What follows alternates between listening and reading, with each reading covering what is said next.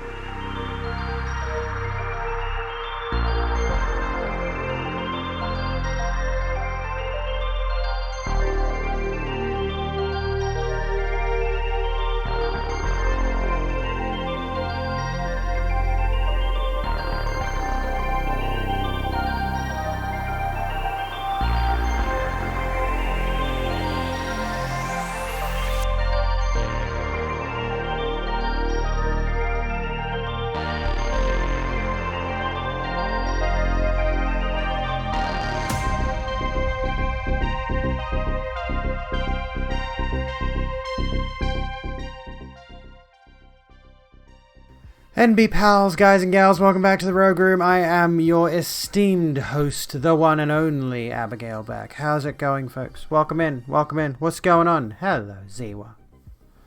Wasn't the first time. Well, I'm looking at getting Ring Fit at some point. I reckon my kids might enjoy actually doing a bit of fitness for a change if I get that for them. And I'm looking at it myself, honestly. I'm looking at getting Ring Fit for myself because, you know, some indoor exercise in the context of a video game sounds badass. And it's not that expensive. Here's a flex for you, since I still got muscles. Us. There you go. This arm over here doesn't look as flexy as this one. This one's closer to the camera. Anyway, I'm here now. And I'm going to talk about some stuff. Hello, Kiara. How's it going? Remarkably good cardio. Yeah, that's what I want. I want something that'll break a sweat. You know, I feel like Ring Fit, just based on what I've seen of other people doing it, seems like it breaks a sweat. Seems like it's a pretty decent measure of fitness, I suppose. So I might give that a crack, even though, you know, I do regular fitness as well. But anything that, you know, elevates that is always something that I would be advising. I don't know, as long as it gets you fit. That's what's important. You're loving the look. I'm glad you're loving the look. That's a given. Just dance is fun as well. Well, yeah, but oops, punched the microphone again. Just Dance is fun as well, but here's the thing. Here's the problem with Just Dance. I cannot stand mainstream pop music to save my life. I'd rather shoot myself before having to put up with Just Dance's soundtrack. Anyway, that aside, we got a few stories that I wanted to start off with, all relating to COVID. So we're going to talk a little bit about COVID very shortly, as soon as I can find out where the hell the stories are. There we go. There's one story I have to have in an incognito browser because news.com.au is throwing this whole, oh, you're not a subscriber and you've got an ad blocker thing at me. So I'm just opening it in a private window. Anyway, that shuts them up. It's so fucking annoying trying to read the news and every single publication is like, you've got an ad blocker on. Hate it. Absolutely hate it. Would be happy if Just Dance had DLCs of other genres. That would make sense. But just generally speaking, you're not going to get me dancing. I don't dance. That's cringe. How you folks been today? What have you been up to? I actually got a bit of the good old-fashioned fitness in today. I did about an hour or so of cardio, I think.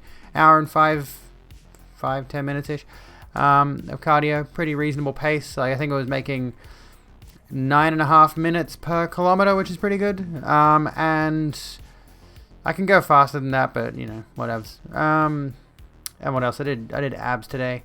But I also had KFC for dinner, which it's not conducive to having abs. I will say that much.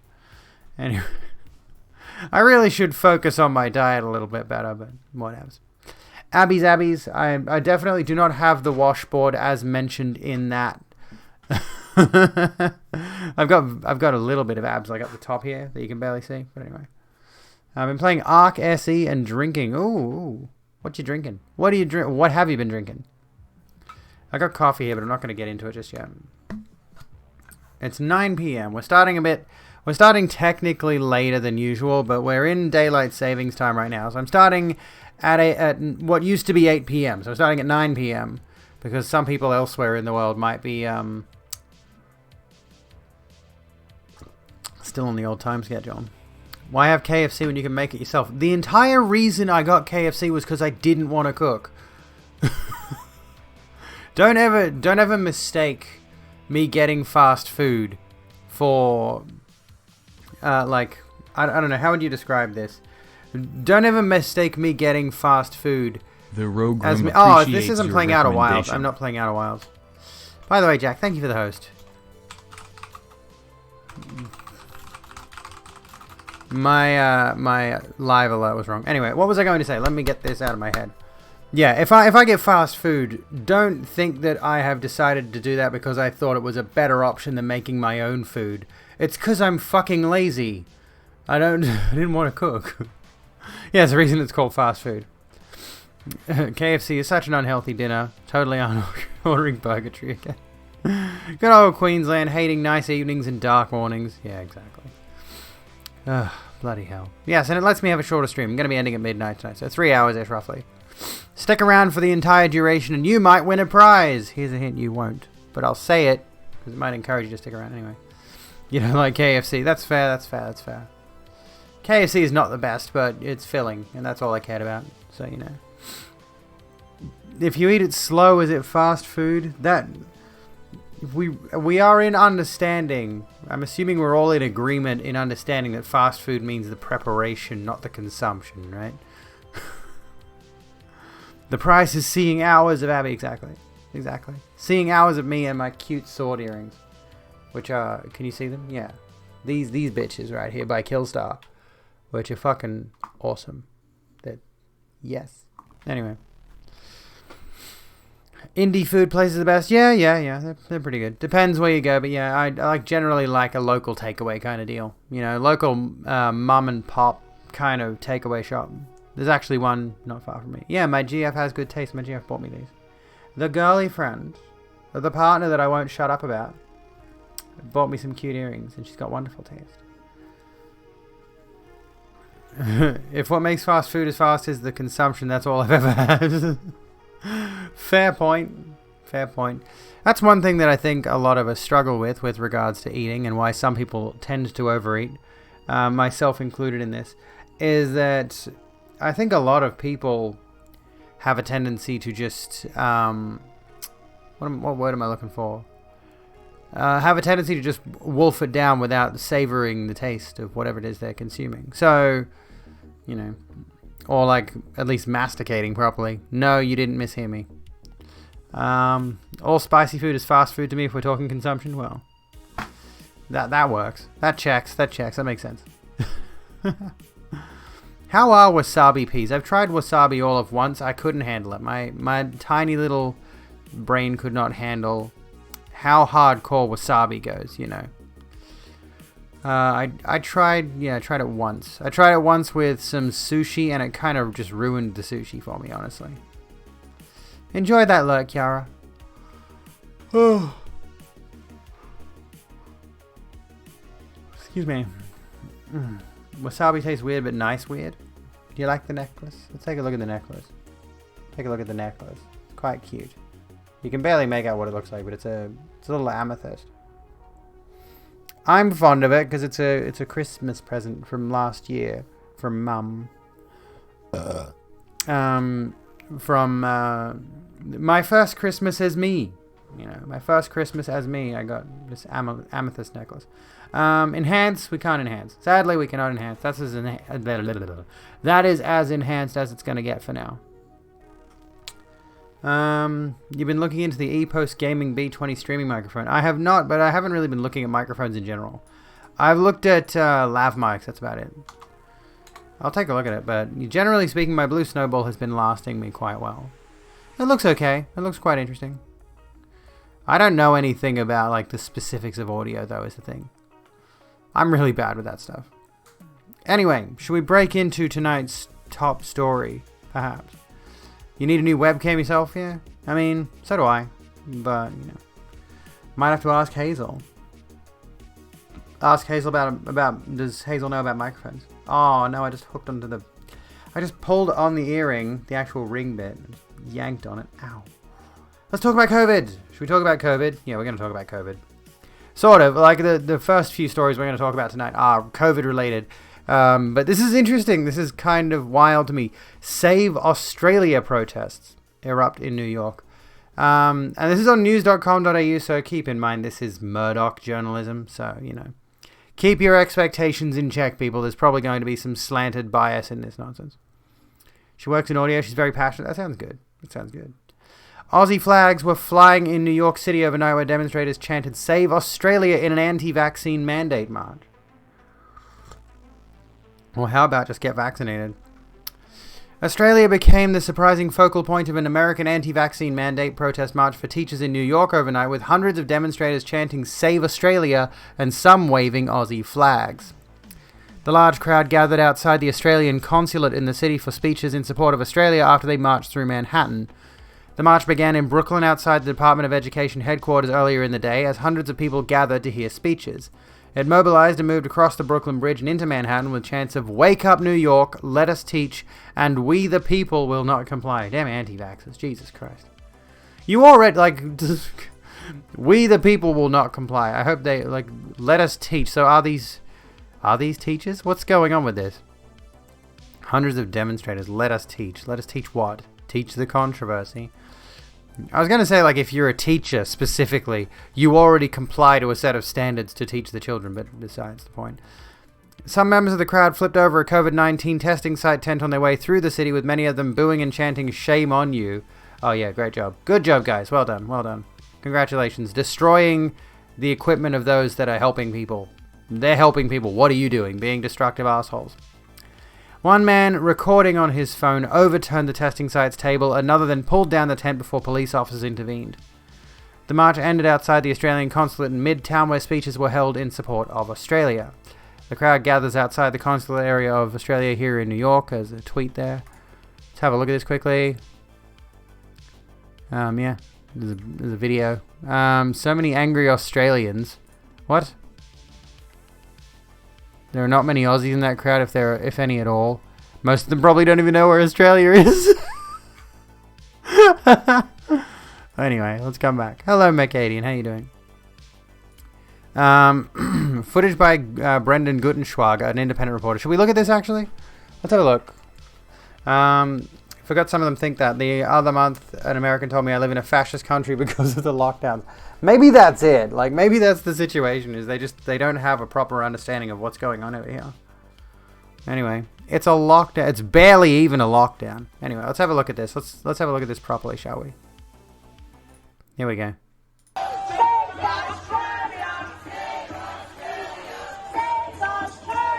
Save us from what? Yeah, it's that bit southeast of Germany, exactly, yeah.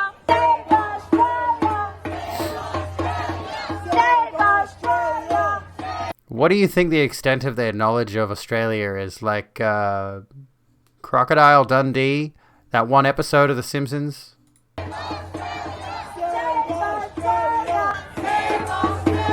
Kangaroos? Hang on, what does it say? Australia is the example for the New World Order, not about... Let me scroll back a bit. Might be able to read a bit more clearly. Not about a virus, total government control, end the lockdown, forced vax, hotel quarantine, hashtag free Australia. Yeah, they probably know about Foster's. What does that last bit say at the bottom there? I can't say. Police brutality. Oh, there we go, of course. Anyway, there we go. There's that. Let's come back to the article really quickly. Give me a sec while I fix this up. Okay, so what's going on in Australia is not just going to be Australia, and when it shows up on our doorsteps, we're going to punch it right in the fucking teeth, one speaker said. We're holding the line for Australia. We support Australia, said another. Australia has become a focal point for some commentators in the USA who see the nation as an extreme example of lockdowns and COVID restrictions. Like, dude, the cases were going up. What do you expect was going to happen here? Anyway, New World Order. Can't be a New World Order when there was never any order to the world in the first place. Yeah, things are a bit messed up. For example, last month, was it here in Australia that it was, wasn't it, where somebody on Australian television addressing something to do with the COVID cases or something, like, she was trying to talk about the new world, like the world under COVID and how things are going to be different moving forward. And she accidentally slipped in order in there. She said New World Order on live television, which set off a really just woeful chain reaction of ignorance. But anyway, wait. For example, last month, the Texas Freedom Coalition posted the image to its Facebook page that likened Australia's strict COVID-19 lockdown laws to a penitentiary system. It's fucking not, dude. Trust me. What does this say? A map of Australia is pictured alongside the text, what the world's largest prison looks like from space. Yeah, okay, very, very clever. I mean, dude, do we need to address the fact that Australia was a prison colony to start out? Like, do you all know? Yeah, exactly. Do you all know about Australia's history by any chance? It is understood that the majority of those taking part in the march in New York overnight were Department of Education staffers protesting the agency's COVID-19 vaccination mandate as it went into effect on Monday. Like, do they just completely blatantly ignore the fact that significantly fewer people who are vaccinated are ending up hospitalized as a result of catching COVID, and significantly more people who are, significantly more people who are unvaccinated are, spending, what's the phrase I'm looking for here? There are more people unvaccinated in hospitals in critical condition, than there are vaccinated people in hospitals in critical condition. Hello, Emmy. How you going? Teachers and other DOE employees at the rally told the New York Post they had been officially placed on unpaid leave with health insurance after refusing to get the jab. Others said they were still being paid but weren't allowed in their schools as their religious or medical exemption requests are still being considered. Yes, we have different time zones. Yeah, we'll go over that in a sec. Whose body? My body. Whose choice? My choice. Good Lord, I wish they would stop appropriating the pro-abortion sentiment. Chant hundreds of people as they take over Brooklyn Bridge and march the roadway. In New York State, looming deadlines for vaccination have been accompanied by a substantial bump in shots among healthcare workers and others. At about 96% of New York City teachers have had at least one vaccination shot, with a surge taking place in the past week as the deadline approached. However, some 4,000 DOE staffers, including 2,000 teachers, were still unvaccinated as classes started on Monday morning, according to the United Federation of Teachers. They will now be placed on unpaid leave or have the option to depart the DOE with severance. Some DOE staffers at the rally said they knew of colleagues who had only received one jab because they couldn't afford to lose pay and had families to worry about. Right, okay. Yeah, there's a bit of narrative spin in that particular article because it is news.com.au, it is Murdoch Media that is sort of painting the vaccine thing in a certain way, but anyway. So hang on, let me bring this up. There is a thing. There is a distinction here. Yeah, like look at this, for example. Any European country, multiple time zones in any country, weird. Australia during daylight savings, hold my beer. So we go from 3 to 5. Don't ask me why we do this. This is a nonsense country for nonsense people. None of it makes any sense. Help me get away. This country is ludicrous. Anyways. Anti-vaxxers, man. Anti-vaxxers. Here you're getting paid to stay in lockdown. Pretty much. That's the thing. Is like a lot of people who were effectively restricted from going back to work, and a lot of places that have had their businesses closed down, they are getting paid. Like they're expected to stay home, mask up if they need to go anywhere, and, you know, obey the restrictions so we can get case numbers down. And all throughout that time period, people are still getting paid. They still technically have their jobs. Their jobs didn't go anywhere. Well, there are some arguments to be made that some jobs have been lost as a result of the pandemic.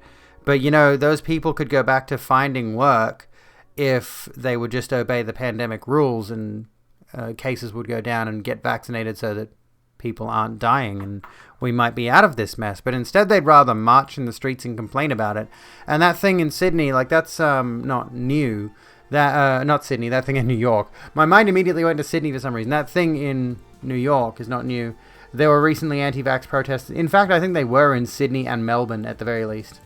And generally speaking, it seems as though, yeah, the ones that were happening the other week, yeah, Melbourne anti-vax protests, it seems like were headed up by neo-Nazi groups who were masquerading as laborers. It seems as though there are a number of companies associated with, we should be done with COVID, but anti-vaxxers pretty much. There was at least one company who was like, you know, the vast majority of those people wearing those high-vis vests are not associated with our union or whatever it was. Yeah, the high-vis vests thing. Tell me, have you ever seen a high-vis vest that clean outside of the shop? I doubt it.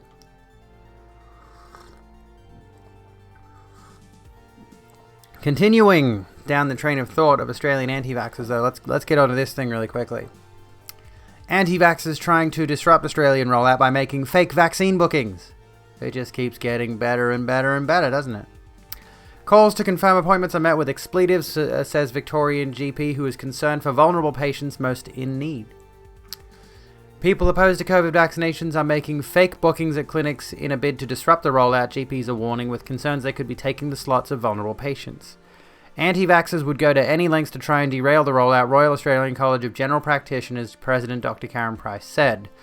Unfortunately, some GPs have reported people not showing up to bookings in the hope the doses will be thrown out, she said. General practitioners have administered more than 15 million vaccines since the rollout began, more than half the national total. Excuse me. Anyway. Melbourne general practitioner Dr. Mukesh Haikawal said about 15% of vaccination appointments at his practice were no-shows. 15%, that's a lot. While not all are anti-vaxxers, there are ways of recognizing those who might be. In our system, we can often spot it because we see rows of names and they won't put their Medicare card details in. Excuse me, I'm gassing.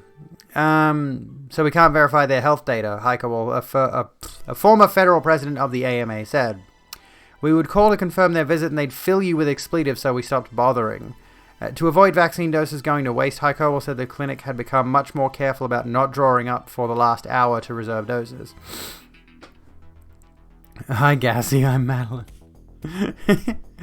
We only have a certain number of bookings and it means people have to wait longer. The people who most need to get a vaccine, the people we want to protect, should be able to easily. It should be easy for them, he said. Price said she encouraged all practices to do everything possible to avoid doses going to waste. Don't let the anti-vaxxers get you down. Last month, a Melbourne vaccination clinic, which had been administering vaccines to vulnerable Victorians, was forced to close for 4 days after staff were abused and spat on by protesters amid ongoing rallies in the CBD. A social media channel linked to the Melbourne protests with more than 13,000 members has since been sharing advice on how to avoid Victoria's extended vaccination mandate. In July, a Geelong Advertiser article revealed that hundreds of Victorians weren't turning up to booked vaccination appointments, was distributed as a call to action by anti-vaxxers who shared the story across Facebook groups. Good lord, this is fucking disturbing. Anyone who spits at anyone else should be burnt alive. Agreed. Just put them up on a, what's the thing called? On a bonfire. But emergency physician Dr. Stephen Parnas said only a small minority of the vaccine-hesitant population hardcore refused the jab and will be unlikely to be convinced otherwise. They don't think with reason, it's emotion-based, he said. Well, that's blatantly obvious to anyone paying attention. The more we target the hesitant group, the better the outcomes will be, he said. In Minecraft? No, in Dark Souls. Put them on the bonfire in Dark Souls. Burn their undead bone shards to increase the power of your Estus flask. Anyway. Vaccine hesitancy across Australia has continued to steadily fall. That's a relief at least, and is now sitting at 15%, the latest Melbourne Institute data shows. Those unwilling to be vaccinated dropped from 9.4% in September to 8.2% by the end of that month, while those unsure dropped from 7.3 to 6.8. Hesitancy among over 44-year-olds has remained stable, while vaccine uptake continues to increase fastest among 18 to 44-year-olds. Parnas says it was comforting to see the vaccination rate in Victoria reach 80% first doses for over 16-year-olds. Ooh, you played a little Dark Souls 3. Ooh, that is exciting. How are you going with it? If you've had your first dose, you're highly likely to have your second. We're all pushing hard to see if we can get the rate above 90%, he said. According to Victoria's current roadmap, at 80% of double-dose targets, unvaccinated people with no reasonable excuse will be excluded from the majority of public life, including pubs, clubs, and restaurants. Which is a pretty big thing that a lot of these anti-vax morons are continuing to barrack on about. They keep saying that they're having their rights taken away when they can't go into certain stores, they can't go and do certain public things. And it's like, literally, this is the consequence of your actions. You're the one choosing to put other people's lives at risk by not getting the vaccine, and you're being turned away from businesses who are simply abiding by the law. That's how this works. Anyway. Under the current New South Wales roadmap, unvaccinated people will remain restricted until the 1st of December, when 90% of adults are expected to be fully vaccinated. Proof of vaccination status to access public and private sector services, won't be needed in the ACT once the territory opens up due to high levels of vaccination. Parnas said opening public life to the unvaccinated would depend on extremely high vaccination rates among the eligible community. The issue we have is the vaccine isn't perfect. Oh, God, don't say that publicly. They'll latch onto that like wildfire. Jesus. Anti-vaxxers don't care what the stats or what the sciences say. If you have someone of any authority saying the vaccine isn't perfect, that's all they need. It doesn't eliminate the risk of getting infected, and it doesn't eliminate risk of transmitting, he said. You couldn't entertain it until you have penetration rates above 90%. Penetration rates, okay. But the availability of the vaccine through GPs, pharmacies, and state-run hubs should put the lack of access argument to bed. There was something relating to this that I can't recall specifically where it was. It was about vaccination rates since somewhere in America. Somewhere in America was going to open up soon. Was it? No, New Zealand. It was relating to New Zealand. And I think actually, let me find it really quick because there is an article relating vaccinations and COVID in New Zealand. I want to see. Hang on. Here we go. I think it was Lily Simpson that posted this, maybe. Yeah, here we go. So, this is what Lily Simpson said about New Zealand. Seeing this and then proceeding to loosen the lockdown is some racist shit. We know the virus is going to kill Maori people, but getting the economy on track is more valuable than their lives, I guess. So Maori people are the least vaccinated in New Zealand at 56%. And that's understandable because there is seemingly a lot of vaccine hesitancy among POC communities in general for various reasons. Because, broadly speaking, BIPOC people have been regrettably medically experimented on throughout history, which has led to a cultural hesitance to mainstream medicine. So, including stuff like vaccines. So as a result, you've got Maori people and BIPOC across the world, really, namely in namely in colonial countries, which is like what isn't. But yeah, generally speaking, that's what we're looking at in that particular sector, and them just saying, oh yeah, we're going to open the economy now when just over 50% of the Maori population are actually vaccinated.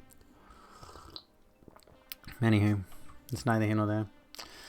Various justifiable reasons, yeah, exactly. Writing that just made a bunch of anti-vaxxers, but all at once, pretty much. The coffee is good. It's really good. It's really quite good.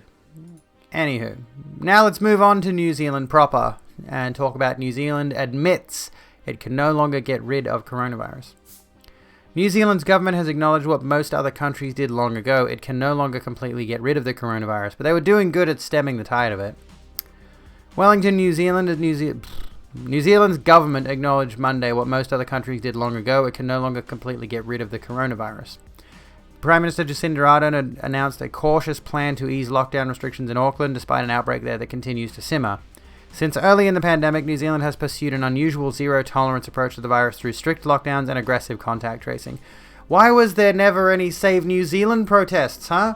Why is it only Save Australia when we've got honestly pretty lenient lockdowns? It's restrictions, not even a lockdown. We didn't even have a lockdown. Technically speaking. Yeah, the same issue with BIPOC in the States. Yeah, exactly. Until recently, that elimination strategy had worked remarkably well for the country of 5 million, which has reported just 27 virus deaths.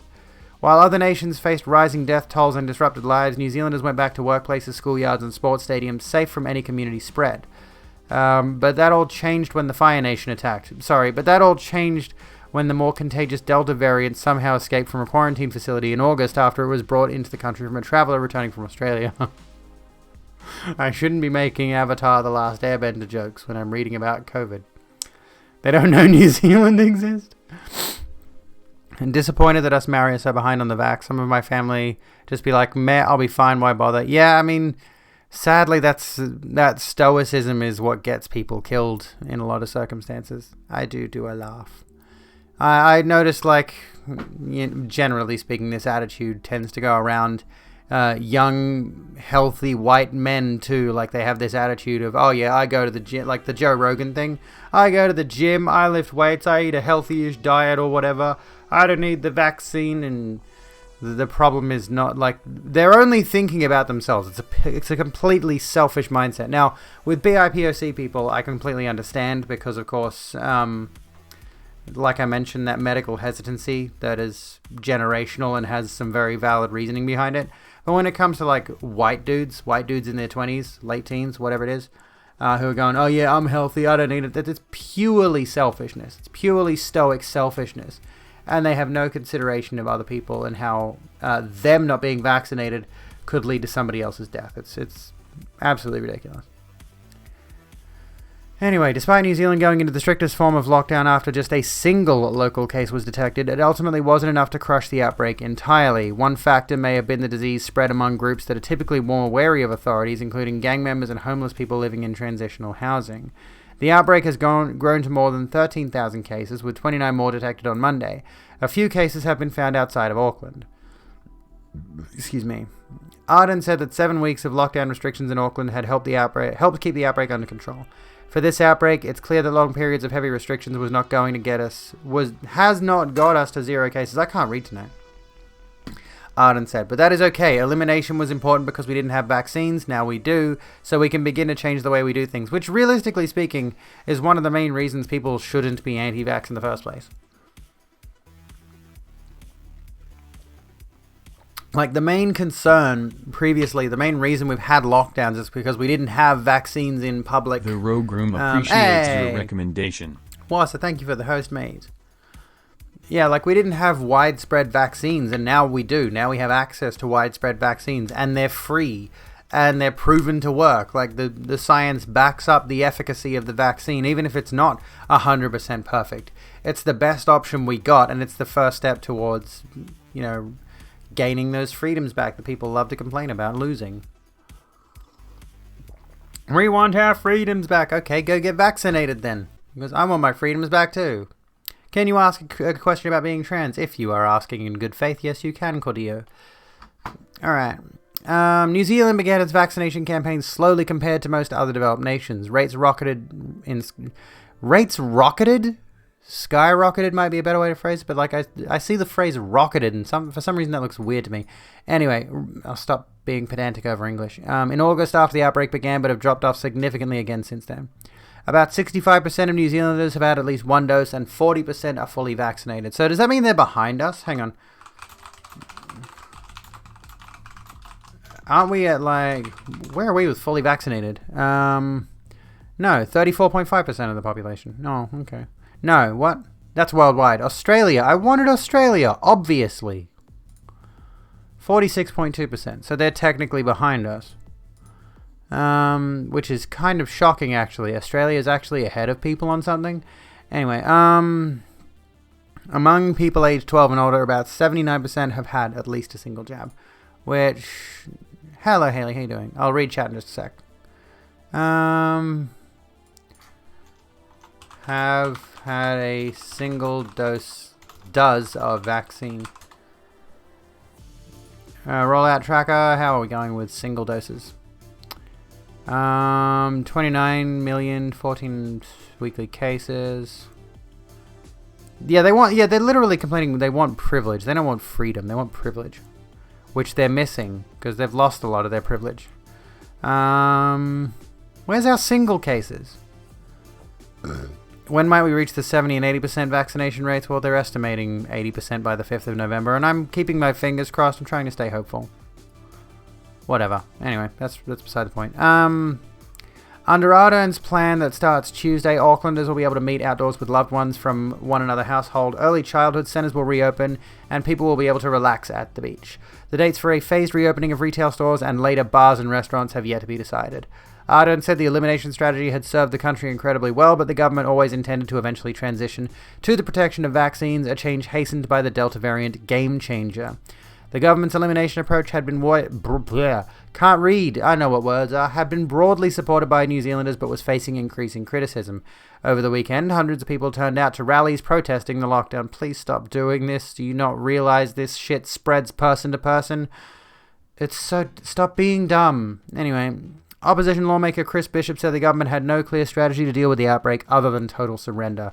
But Ardern said that most measures would remain in place to keep the outbreak under control, including exhaustive contact tracing and isolating those who got infected. There's good cause for us to feel optimistic about the future, Ardern said, but we cannot rush. There we go. What do we think? What are our thoughts on our little bit of COVID coverage to start us off tonight? Can I tell you what makes you trans, or can I try to explain it to me in the simplest terms possible, because I don't want to be an asshole, because you don't understand. Let's think. Okay, let's think about this for a second. Because there's a thought that occurred to me before, and this is not the be-all, end-all answer to this question, but I was considering earlier about, just generally speaking, the stereotypes that we associate with societies, Western societies, generally accepted binary genders, men and women, right? Not to dismiss non-binary people, but for the purposes of this exercise, let's just focus on the two binary genders that most people do recognize. I'm not saying there are only two genders, but let's focus on just men and women right now. When you look at that, when you look at it from my perspective as a transgender woman, as a binary transgender woman, the stereotypes associated with who I was before were just an incredibly uncomfortable experience. Like I was acting all the time for the benefit of everybody else, right? Once I finally accepted who I really was, and let's be real with it, I was able to embrace other stereotypes. I was able to embrace other personality traits and other aspects of myself that felt more natural and intuitive. I began to regain a strong sense of comfort in who I was and stop pretending all the time. Stop being exhausted with putting on a mask all the time, putting on a show. It's hard to explain exactly what makes a person trans, but essentially it boils down to the gender identity, which is the role a person is given at birth, generally speaking. That role is assigned based on a purely physical observation, right? That's not just by looking at a baby's genitalia in this circumstance. People socially decide this person is going to grow up to be this kind of stereotype, man or woman, right? Boy or girl, or whatever. And I found that the stereotype, the role associated with me, was incorrect. I felt I'd been given the wrong one. And it's... I don't know how you can really explain. Basically, just gender is what you identify as. Sex is the bits and pieces that you have. And trans, like being trans just means, yeah, the gender you were assigned, the gender role you were given feels like it's incorrect. So you do whatever you can to remedy that. And that generally makes a person trans, but not necessarily. That's an interesting discussion to get into. Does that answer the question? I am, in the simplest terms possible, basically like everyone's an actor playing a role in life and you feel like you've been given the wrong role. Somebody handed you a script at birth and expected you to learn all the bits and pieces along the way. And as you were learning all the bits and pieces, you picked up hints of the other script. And you're just like, oh, but I like that one more. I like that role more. I want to do that one. You know, that's basically it. There is a lot of nuance, but that's the most... I like the acting analogy, honestly. Maybe it's because I'm just fond of acting. Think vaccine's good and COVID bad. Sorry to be contrarian. I think you're on the right track there, Haley. Dogs and cats. Oh yeah, men and women, those two. Hello, Clara. How's it going? Android, thank you for giving a heck. Thank you so kindly for giving a heck. Does that explain it? I don't know if that explains it. The important distinction, we were talking about this last night, is the fact that, yeah, it doesn't have to be difficult. It's not really necessarily a complicated thing. I think a lot of people in this discussion, like was mentioned, there is a lot of nuance when it comes to gender, but I think a lot of people are generally overcomplicating things. Now, when you ask somebody who is non-binary, for example, what does non-binary mean to them? I can't give you their answer because I've never been a non-binary person. I am just a trans woman. That's transgender woman. Two separate words for the record. Let's clarify this. Trans woman is a word you might see parroted about on social media, just as one word. That is a way to separate transgender women into a separate class, into a separate category. Where, yeah, transgender. Whereas you have to separate the two, the prefix and the suffix. Because it's like saying tall woman or fat woman or old woman or something like that. It's an adjective, not a prefix. Yeah, that's what I meant. Yeah. Since the brain governs identity, it's like the brain says you're one thing in your body, and by extension, society says you're something else. That's a good way to phrase it. Yeah, transgender men, transgender women. It's an adjective. And I feel like the moment we start getting into English, into the definitions, like adjectives, nouns, prefixes, we're going to start pissing off the crowd who's really upset at pronouns for some reason. Essentially, it just boils down to some people don't align with the gender given to them at birth. It doesn't feel right to them, so they change it. And all you can really do in that circumstance is respect their identity. It's not a hard thing to, if someone chooses a different name, it's not a hard thing to respect that new name, call them by that.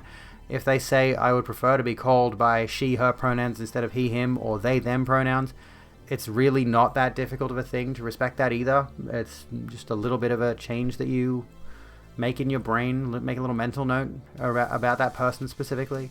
Yeah. Hello, Crystal Faye. How's it going? I'm well. it is very difficult to understand for the people who have no experience in it. That is true.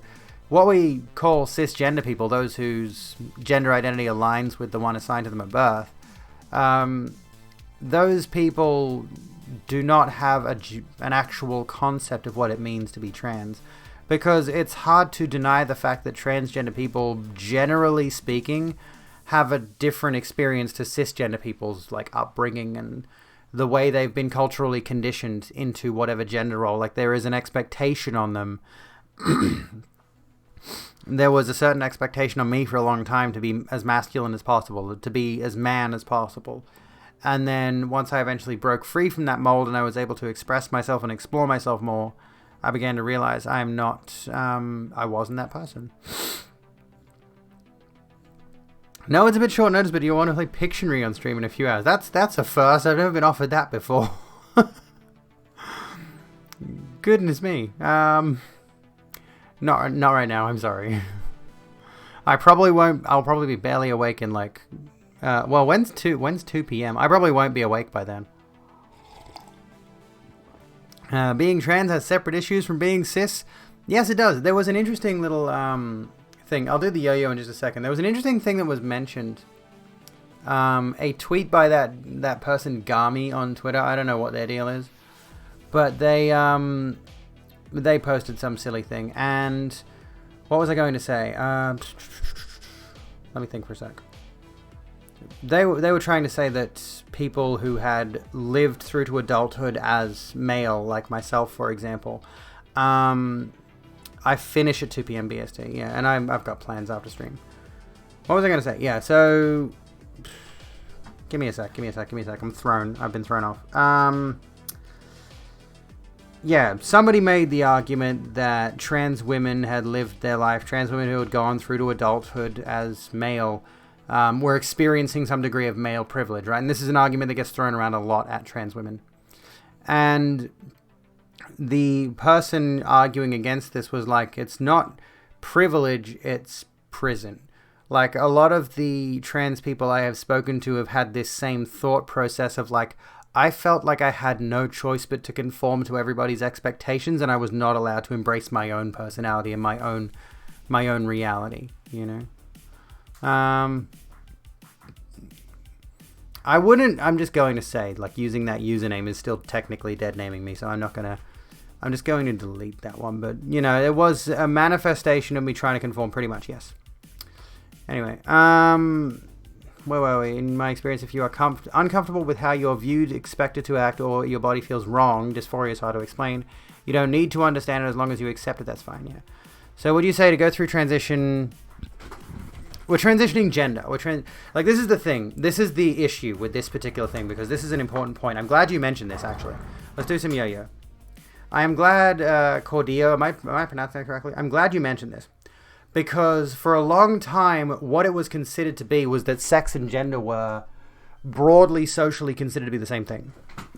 Right? And that's the problem. Here's some yo-yo for ya. There are so many people who, and don't get me wrong, like, you can change certain biological sex characteristics, like, not gonna lie, you know, I didn't have tits a year ago. These are all real. I'm not wearing a padded bra. And you can change, like, other sex characteristics. You can have gender confirmation surgery, for example. But the problem is, and of course hormones, like, the breasts thing was me saying I've changed my hormones. My hormone levels of testosterone are nil. My estrogen is pretty standard levels for a woman of my age, a cis woman of my age, right? What's this? China. Oh yeah, we'll read about that one. That's a good article to cover, because yeah. Anyway, we'll come around to the China video games thing, I promise. But yeah, like, the problem socially is that for a long period of time in, generally speaking, Western society, or any society that embraces like a binary gender situation, there was this association with sex, in that sex was the gender as well. Like, if you were a woman, that was your sex. If you were a man, that was your sex, based purely on your sex characteristics. And it wasn't until, well, I like, gender is not a new concept, but writings about gender are relatively recent in the grand scheme of things. And when those views on gender became more mainstream, like, the understanding that your sex characteristics do not determine your gender, that has led to a lot of still persistent today backlash against the idea of what gender is and gender theory and all of that. So, I don't know if that makes sense, but the problem with, some people, the reason transgender is such a common term today, the reason that I say, and the reason that many other trans people say they're transgender, is because they realize, and there are many trans folks out there, don't get me wrong, I'm sure there are plenty of trans folks out there in the world who are delusional enough to think, I can change all of my biological sex characteristics. There's probably at least a few, don't get me wrong. But generally speaking, the trans community seems to have accepted this idea that what we are transitioning is not our biological sex, but our gender, our role in society, the way society perceives us, the way that we perceive ourselves. And unfortunately, because of that past association, that past conflation of sex and gender, where, you would have legal forms that would say, what's your sex? And you'd say M or F, right? There are a lot of people who are still stuck in this mindset that trans people are trying to change all their biological sex characteristics.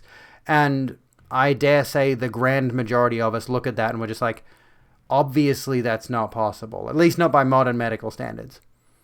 You're a cis male on HRT who voice trains and dresses like women. Oh, really? Funny how that works out.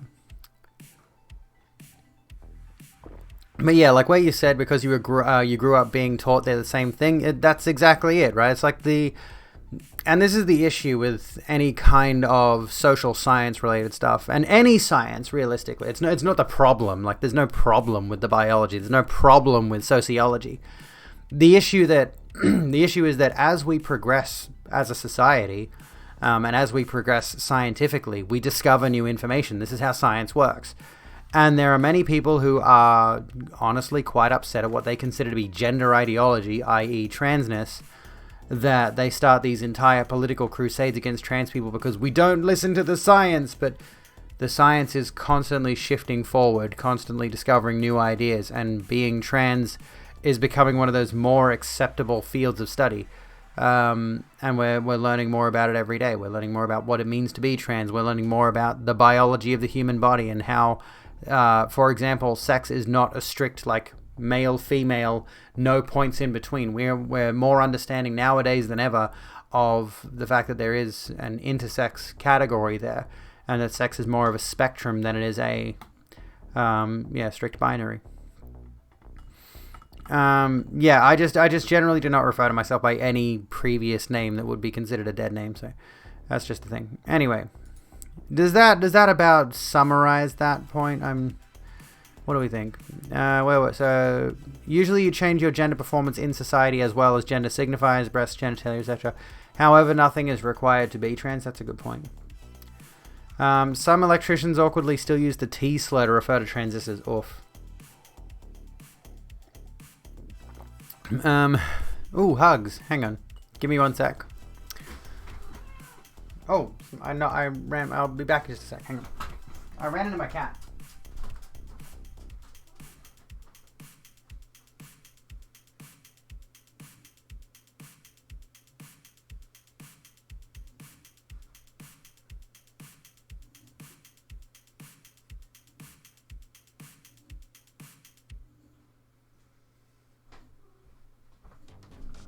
Okay, I'm back. Yeah, I ran into my kitty. Here's the hugs. I got the hugs. Sorry. Anyway, there was a point, the T-slur thing with regards to electricians. Skateboarding culture has had the same thing with what are called transfers in invert skating. So, like, they've used the T-slur in that regard. And I honestly wasn't sure if it was a thing that was supposed to be a T-slur, if it was just a coincidence that those two words... 3 words, I guess, in this circumstance. It helps, thanks. Still a long way from being politically correct. You mean you're still a long way, or do you mean, like, what I've been talking about? Pro tip, non-wheeled feet for those chairs make it a lot harder to accidentally hurt kitties. That is true. Should do that. I've got to get one of those mats for my floor. One of those plastic mats that I can roll my chair around on. Basically, for me, transitioning was like I got to the point where I couldn't live anymore as a man, and I wasn't really sure about embracing womanhood, but it was my only option besides that, but it ended up working out for the best. Yeah, like that's the same sentiment I've heard from a lot of people, honestly. I'm not trying to diminish your own particular story, but I've heard this story before a few times. And I think there was an interview with Philosophy Tube where she said virtually the same thing. It's like, how old is she? How old is Abigail Thorne? If I'm not mistaken, I think she had an interview recently after she came out. So she's 28, and in the interview she basically said, if I hadn't transitioned now, I'd be dead by 30. Right? That was her. I think that was basically. I'm paraphrasing. That was basically her words. Is that she had been so steeped in this intense depression as a result of being a repressed trans woman. And this is what's unusual to me personally.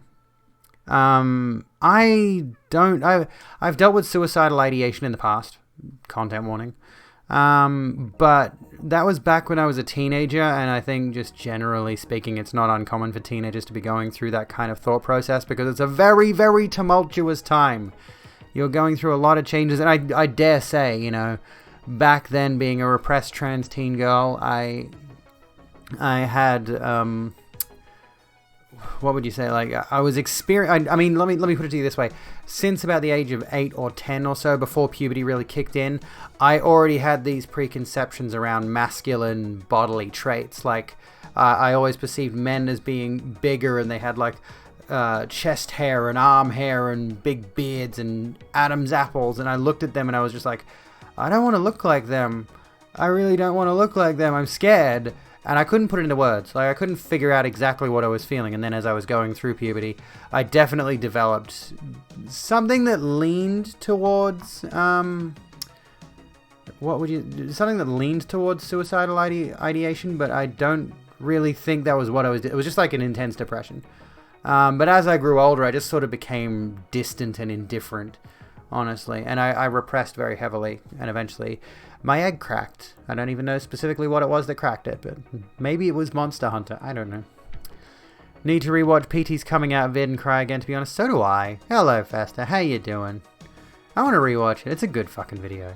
Like, honestly, Identity, a Trans Coming Out Story by Philosophy Tube. Tremendous video.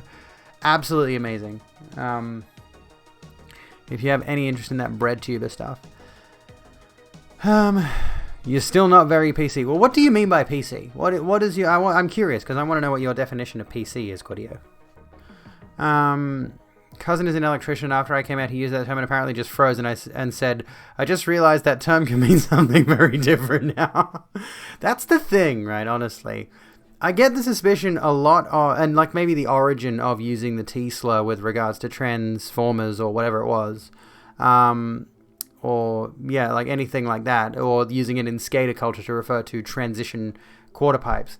I get the suspicion that it wasn't... Maybe it had some origins in transphobia. I don't know. But over time, it just became culturally ingrained in the language. And it got passed down electrician to electrician, skater to skater, whatever. And they weren't even considering the idea that it might be transphobic. It just wasn't a thought in their heads. You know, which is potentially harmful, of course. For as an example, there was a pretty common trend back when my grandfather was younger of people naming their dogs the N-word. Yeah, that's a thing that happened. And yeah, it's probably got some... Obviously, it's got some roots in racism.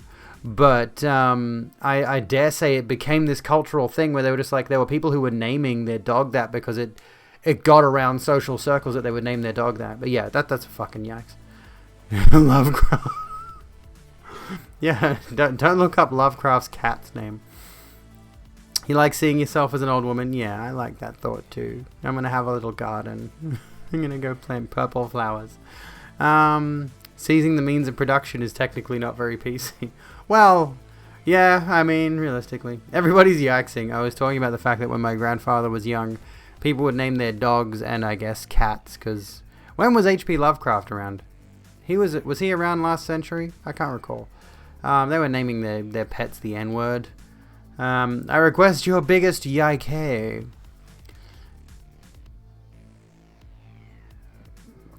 After transitioning, I realized if I had to absolutely go back to being a guy, I could and would make it work, but it took transitioning to be more comfortable with the idea of manhood.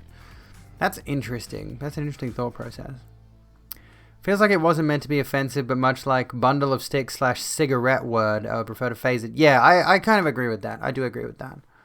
You know, there are a lot of common sayings that have bigoted histories, like black and white meaning right and wrong, and there's... excuse me. I think I have mascara in my eye. And there are words that refer to gay / butt stuff, which means stupid or wrong. Yeah. It took me until I was much older to realize just how horrendously homophobic my friend's family, especially his father and brothers, were. They threw around the P word for gay people. They threw that around like crazy. Like, absolutely. Like, anyone they disagreed with at all was the P word. It was absolutely insane how routine that was. Lovecraft was around 1890 to 1937. Oh, okay. There we go. Not penis. There's a type of footstool. There's a type of footstool that's called a puff. P-O-U-F-F-E. Put your feet on it. And there's an extension of that where you add T-E-R on the end. And that's a very common homophobic slang here in rhymes with woof, one presumes, yeah. And yeah, like that was a common phrase, and I think that particular friend has used it pretty routinely and maybe still does, I don't know. That's a whole thing. And it took me like until I was much older to realize the implications behind that word. So yeah, it's important to consider, you know, some of the language we use definitely does need to be. Well, I mean, this is the discussion, right? This is an interesting discussion because I don't dislike the idea of reclaiming slurs if you're a member of the community that's been affected by it. Like last night, I posted "Good night" from your favorite T slur F slur. Like I literally spelled it out, T slur F slur, because that was the joke. It was supposed to be a bit of a joke. But yeah, there it is. So I think like the people who have been oppressed by a certain phrase are allowed to reclaim it, but other people will use certain slurs half-heartedly, almost meaninglessly, not realizing how much they are contributing to bigotry. Yeah, the word I'm looking for is bigotry. Here's Smudge. Smudge is down here. Meow. What's he doing? He's just... Smudge. Hello. There him is.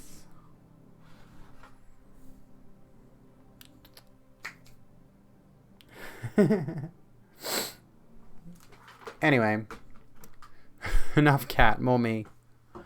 Smud. Smud. What? Jump up. Now that I want him to jump up, he's not going to do it. He gets kicked off my desk all day because he's annoying. He sits up here and he gets in the way. Kind of like how some kid on Warzone might throw the R word around without thinking about its connotations. Exactly. And to their mind, the R word just becomes synonymous with idiot, moron, etc., which themselves are already like appropriated medical terminologies, which generally used to be much more heinously offensive. Some kid on Warzone or some kid in a Discord server. Anyway, you have a parasocial relationship with Smudge. Look, he's hiding behind chat to get away from you. There's the other R word. Well, yeah. Heard that word. Haven't heard that word in ages. It was used on me all the time in primary school. Young bully kids are the most sexist, homophobic, transphobic little people. They hear a bad word and think, I'll look really cool using this swear word. Yeah, exactly. Republican. Yeah, you do a sniff. They're probably racist too, but white privilege. Yeah, exactly. You'll find a lot of those people who use those words tend to generally come from pretty bigoted households to begin with. Pretty privileged, bigoted households to begin with. Idiot had a much longer history of not being medical. Its medical usage was brief. Oh, okay. There you go. That's good to know.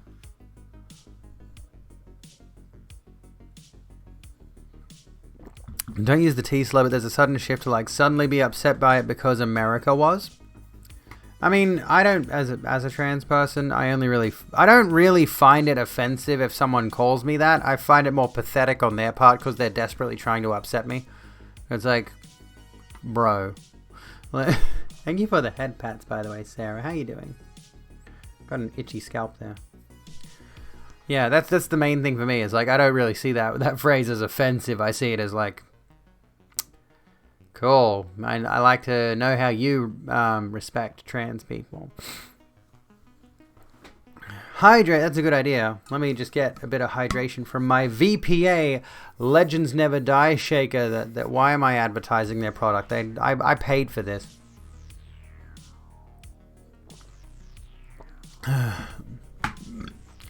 When it comes to slurs and microaggressions, it really all comes down to tone and context. That's true. That's true. It's more of an okay, you're a wanker. I don't want to spend time with wanker. There's a good one, wanker. Use the T slur for yourself sometimes, and trap when you want to make a joke. Yeah. I've used the word trap to make jokes at myself on occasion. You know. You shill shit you pay for to people all the time. Well, that's fair. That's completely fair, you know.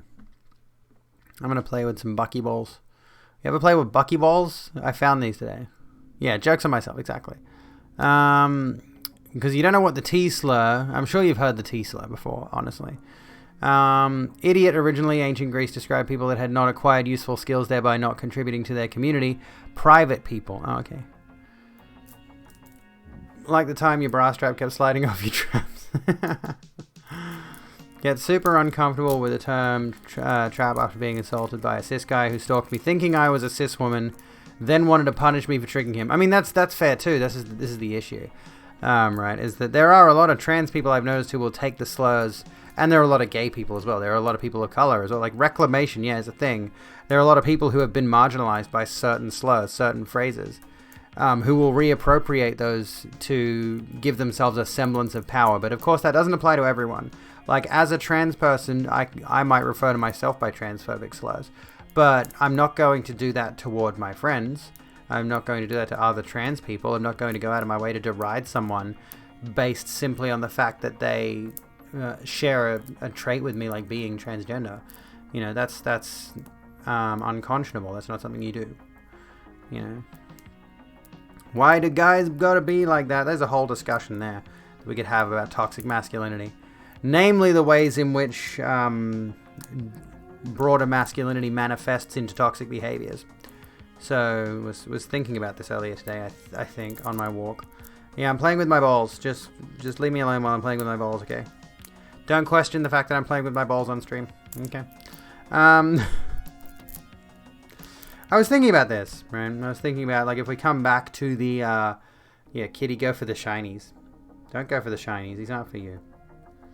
I was thinking about this today, about how, let me think for a second. Let me get my head around this. I was thinking about the stereotypes thing. I was thinking about the binary gender stereotypes thing, because I had this discussion with, regrettably, a transphobic dipshit who was like, when I was trying to discuss with them how gender is different to sex, because they weren't listening, because I'm an idiot who doesn't know how to just not respond to these idiots on social media. I'm an idiot talking to idiots on the internet. This is my life. And during the conversation, I did mention the fact that, just generally speaking, I mentioned what I mentioned before about how, just say broadly, binary trans people have a tendency to gravitate towards the opposite gender. Now, of course, there are non-binary people out there, but the moment I mentioned that, you know, trans people transitioning from one gender to the other, generally speaking, are going to embrace certain traits that just broadly fall under a stereotype of what a man is or what a woman is. And then they threw that back in my face. I don't think I ever used the phrase stereotype, but they turned it into an attack on stereotypes, right? And Smudge, get back. The first time you went out feminine vanilla place, you got sexually assaulted. Oh my goodness. I'm sorry to hear that, Mega. That's awful. The scary thing is how common it is though. Yeah, exactly. I really need to add a hug command. I really should add a hug command. How do I add a hug command? Somebody steal it. I think Steph has got a hug command. I should steal it off Steph. Anyways, the point that I was making, of course, was that broadly speaking, cis and trans people alike tend to embrace, yes, stereotypes of gender. We do. And that's what honestly makes the concept of non-binary people interesting to me. There is the hug command. Give me a sec. I'll take hugs. I will take hugs. I just got to go do something quickly. Thank you for the hugs.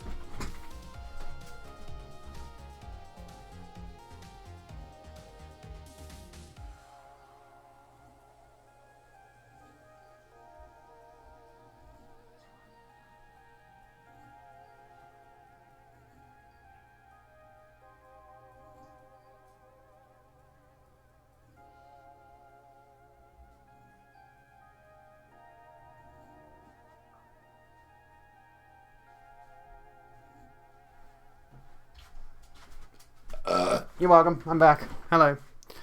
Okay. Let me continue. Command add hugs your text here. Okay. Command add, command name here, command output. Okay, I think I go. I'll look through it. Anyway, I'm back. I am back. Hello, Sil. How you doing?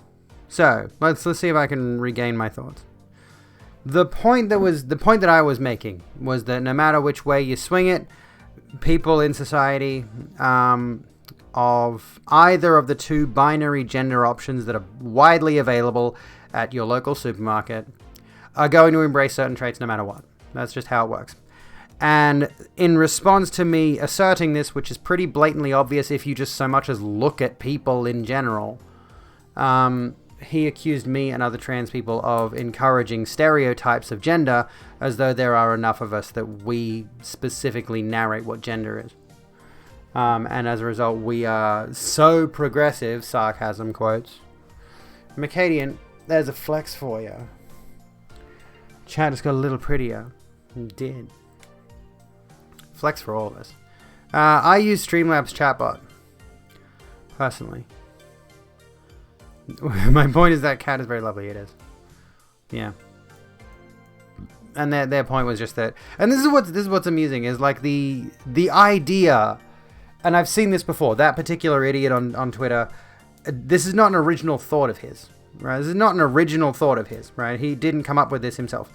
I've seen many TERFs use the narrative that trans people are somehow encouraging negative gender stereotypes by virtue of existing. Okay, what of cis people who encourage those same stereotypes? What do you say to cis people who embrace all the same stereotypes of gender? Because you can't deny those people exist. You can't deny that there are cis people out there every single day embracing gendered stereotypes, whether they mean to or not. It's like, yeah, of course, there has been a more significant push in recent times to break down barriers between genders, but you can't deny those barriers do still exist. You know, if I go anywhere, I can generally tell who is being a woman and who is being a man. You know, and yeah, gender reveal parties, right? That's not a trans invention. Trans folks didn't come up with the whole gender reveal party shit, sissies. You know. How is one going to assert that trans people are responsible for the stereotyping of gender, given that we got the idea from cis people's interpretation of gender in the first place? It's nonsense. It's a nonsense argument by nonsense people. To cis people, gender is no big deal because they rarely are challenged by society. Pretty much. Mm-hmm. And here's another thing that should be more strongly considered by society. I made a square. Anyway. Yeah, as far as I recall, the kid that was the progenitor of the gender reveal party thing. Yes, cat. Well, not the progenitor. The progeny? I don't know. The kid who originally sparked the gender reveal craze was later revealed as non-binary, if I'm not mistaken. And dresses fairly androgynously, if I recall. Which is kind of hilarious when you think about it. And the woman who initiated the trend says she's been greatly regretful of the fact that she did it. She really hates the fact that the gender reveal party thing took off, because obviously if you've been paying any attention to the news surrounding gender reveals, because they crop up every now and again, you know, someone's died as a result of a gender reveal party. Every other week. It's quite ridiculous. This is so painful to do. Smudge is going to... What are you going to do? Where are you going? He's going to go hang out in my laundry. Yeah. The only reason we embrace stereotypes so much is because we have to try our hardest to be viewed a certain way, which transphobes do everything to stop. Pretty much. Yeah. Exactly. Like, the main thing, you know, the reason that trans people embrace, like I embrace the stereotypes of women, generally speaking, is because, yeah, we want to be perceived a certain way. And it's like going into business. You know, you go into real estate or something, right? Or whatever. I don't know. I'm just trying to spitball here. You go into a certain job and you're expected to dress a certain way, or expected to act a certain way, maintain a certain decorum, right? And if you don't do that, you're not going to be considered acceptable by the other people in that organization and the other people in that field, right? Do you see what I mean? So trans people, generally speaking, are trying to abide by structures that they didn't lay out. We're trying to abide by things that were effectively instructed to us, and we are doing our best to conform to those. The end of Watchmen was actually a gender reveal party. To be fair, they only destroyed New York in Watchmen. The mum wanted a celebration because she had a lot of difficulty giving birth for a long time. Aww. Pink tutus don't go great if you're trying to be goth. Yeah, exactly. And of course, that same thing, you know, I've seen, for example, real estate agents with tattoos and piercings and all that kind of thing. So obviously, again, those standards are gradually being broken down. But there is still, of course, a pretty significant, you know, gender drive towards certain things are still masculine, certain things are still feminine. If people break those trends, then they are still seen, generally speaking, by society as unusual. Rorschach, do it, Mr. Manhattan, Dr. Manhattan. It's Dr. Man. Isn't it Dr. Manhattan? I don't remember. I haven't seen Watchmen. I only know bits and pieces about it. It's a male. Doctor, Mr. Doctor. Anyway. Also, on a whole, trans people break down gender stereotypes, even though they do also line up with the stereotypes. But on average, I mean, yeah. Yeah, I'm pretty sure it's Dr. Manhattan, but I haven't seen it, so I don't know. I haven't read it either. I haven't watched the show they did. I haven't done any of those things. Yeah. But let's not act as though TERFs have any actual logic behind their arguments. They're just using every dirty trick in the book to try and convince people that trans people are vile predators who are trying to barge into women's restrooms for some reason. I don't know. TERFs make no sense. They seldom make any sense. They don't. They generally don't. Like, one of their most prominent figures in their space is a guy who routinely just drags transgender people on Substack, and that's his entire thing. That's his whole thing. Big bull seal. Almost as if their only goal is to make life hard for trans people. That's literally all it is. It's easy for them to have a minority to target. And what's worse is that they found a convenient avenue to target us by making it seem as though we are fiercely engaged in a war against women's rights. Which is ridiculous, considering the fact that women's rights are under threat as a result of trans rights. Thank you for the headpad, Squid. I will explain what I mean. How are you, by the way? Women's rights are definitely under attack as a result of trans rights, at least in the US, where because Republicans have been fighting so hard against trans rights, now they have decided to pivot towards abortion rights and things of that nature. We were always the canary in the coal mine. Anyway. You're a trans woman who's a tomboy, you almost never wear makeup or a bra, you wear pants and tees, and that's completely fine. That's completely cool. I don't know if you would consider one of my best friends a tomboy. I'd say she might arguably be. She never really wears like dresses and skirts though, but she does wear her hair long, and she does occasionally wear a bit of makeup, but not much. But generally speaking, she gets around in t-shirts and pants. But I've never seen her go like full femme, so to speak. That's another thing. Like, that's another little discussion to have, is like the way that we label ourselves, the way that we assign ourselves labels, the way that we, like even just, I try to keep my labels pretty minimal. I try not to go overboard with my labels because, you know, there are far too many. This is the thing, and this is what's weird, is people used to give a shit about labels, and they still do. The jokes about labels are still going strong. Don't get me wrong, but it's largely pivoted to pronouns these days. The general discourse around things we can deride trans people for in the modern day and age generally tends to be pronouns, right? Are you a boy or a girl? I'm Looper. No, what's in your pants? Underwear. No, inside that, my legs. Where was I going? Where was I going with this? I forgot where I was going with this.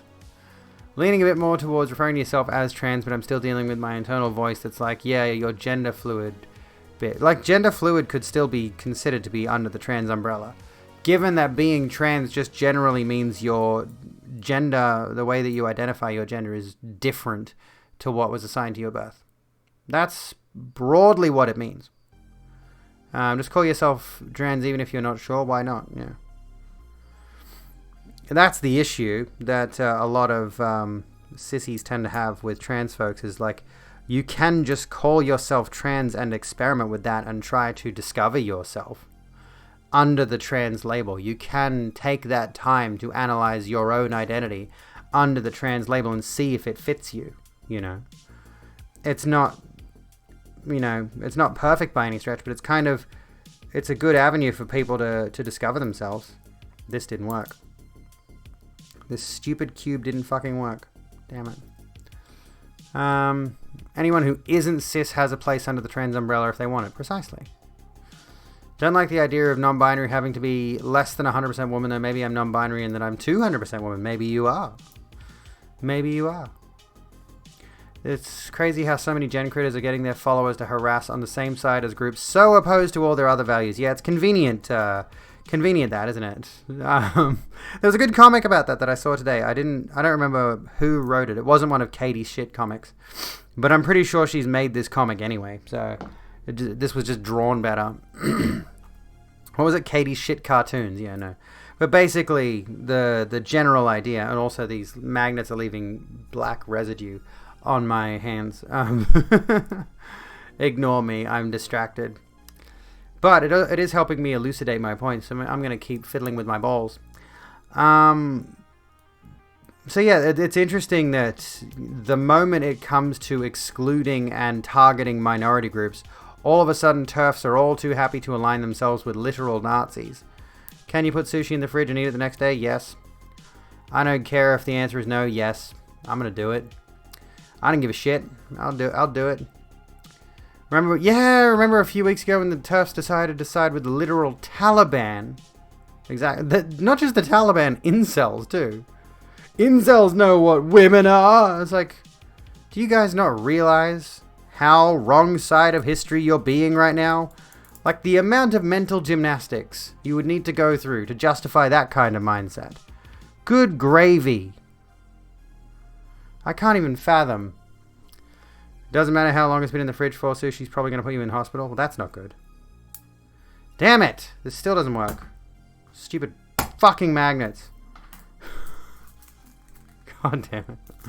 Trying to make a cube out of them and they're not behaving because the little magnet slides are not... Anyway. Done it plenty, just wrap it well, I guess. I just leave it back in the container it came in. Yeah, exactly. Fucking magnets out of there. Yeah, thank you everybody who is a fan of Insane Clown Posse. Well done. Welcome back, homonyms. ICP is with me. God damn it. Why must I have been born in the age of the internet? Well, I suppose. Where are we? Here's some hydration. I need to refill this shortly. And given we're just shy of the halfway mark, because we're doing 3 hours tonight. We're not doing a full 4 hour stream. We're doing 3 hours tonight. We did 3 hours and a bit last night.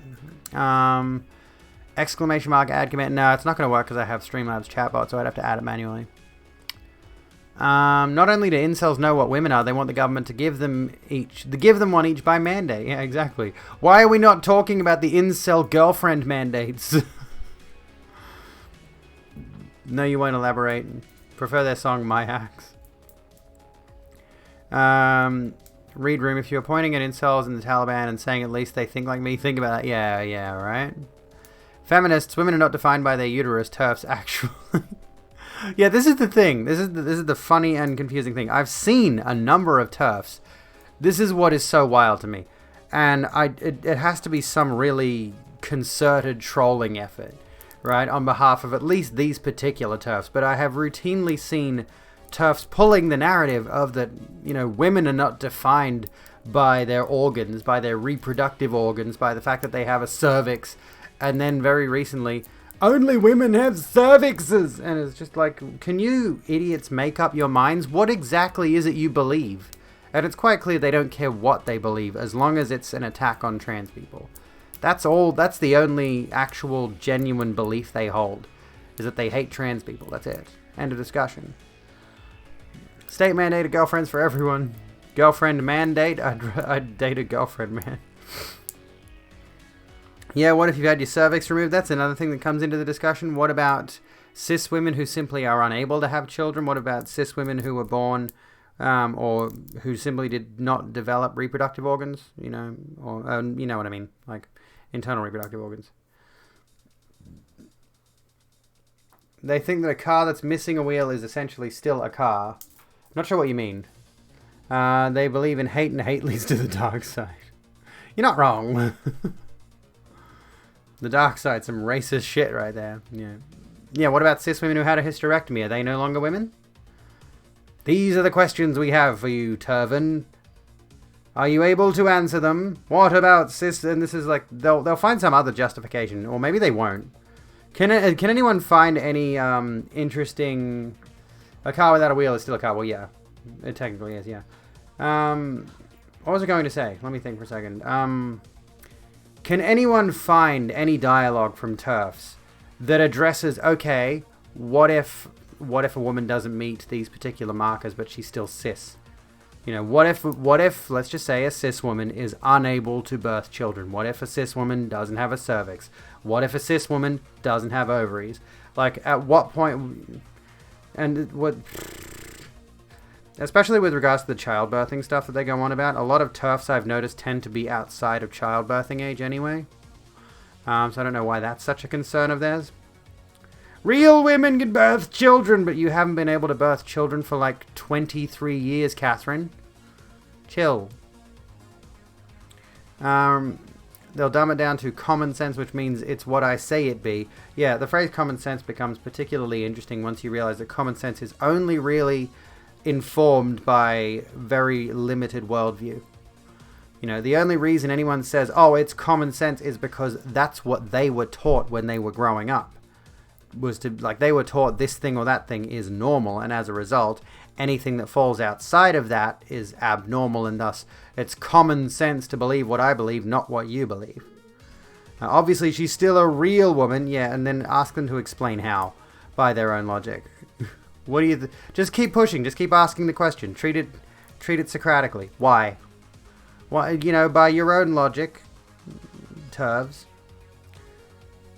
You said that a woman's only a woman if she has certain parts that make her a woman, which has long been a point feminists have argued against. Actual feminists, not fake ones like TERFs. So, if a woman is not defined by her body parts, why are you defining women by their body parts? I'll tell you why. Because it's classic, misogynistic, chauvinistic, male-driven bullshit. Did you see the survey a little while back that was done in the UK, shockingly enough, that outlined that a majority of transphobic opinion, at least polled in that survey, stemmed from males, from men. Surprisingly. The one saying that more men agreed with... Yeah, wonder what that's about. What does that mean? What does it mean that it seems the majority of transphobic opinion stems from males? It means that TERFism is misogynistic by definition. I'm not saying all men are misogynists. I'm saying it's very telling that the vast majority of transphobic opinion stems from men.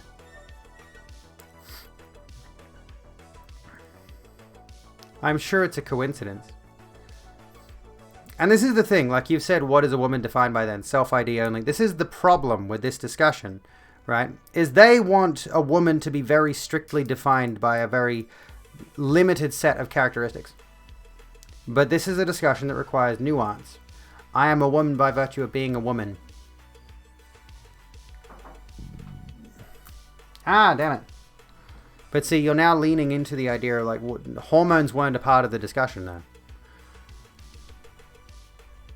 Let's see if I can make this match up like this. Maybe this will work.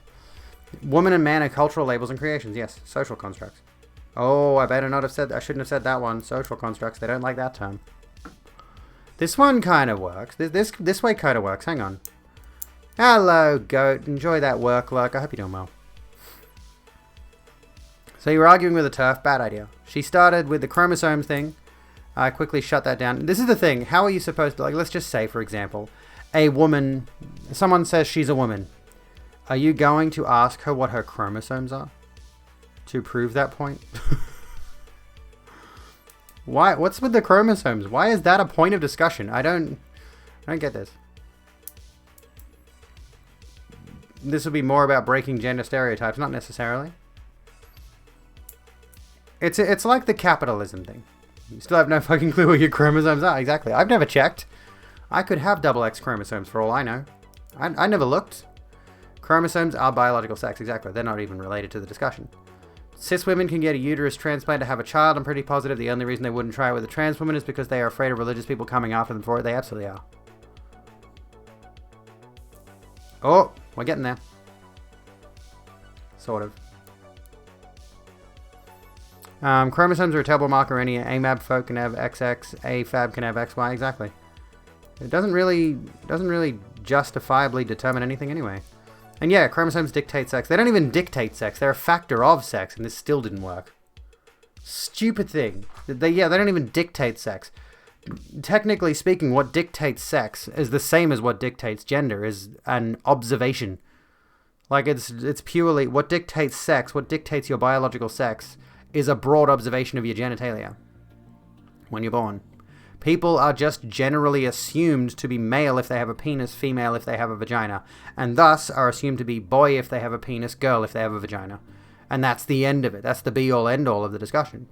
It's just an observation at a time when the person can't judge for themselves, or there hasn't been any, generally speaking, unless there's a medical reason, they don't really do deeper observation on a person's sex characteristics when they're born. Unless there's a medical reason to. I'm not fixing that. My hands are all tarred black now from the paint on the magnets or something. Anyway, I want to come back a second.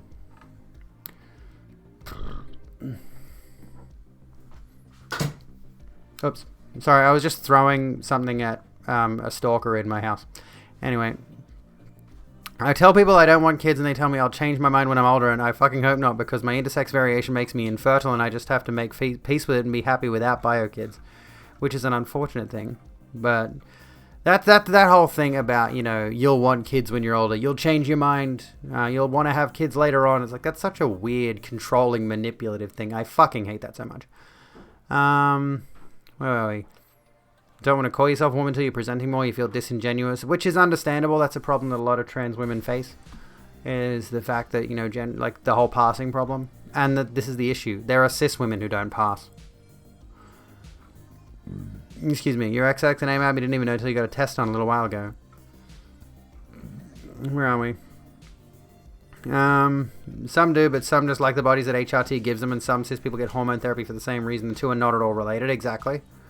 Just a short reminder that the categories of male, female, and also other categories in other cultures are way older than even the idea of chromosomes.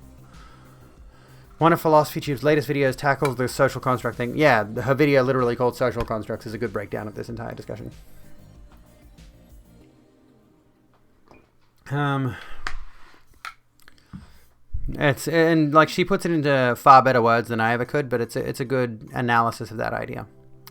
and intersex make up 1.7% of the population, approximately the same amount of people as same amount as people with natural red hair.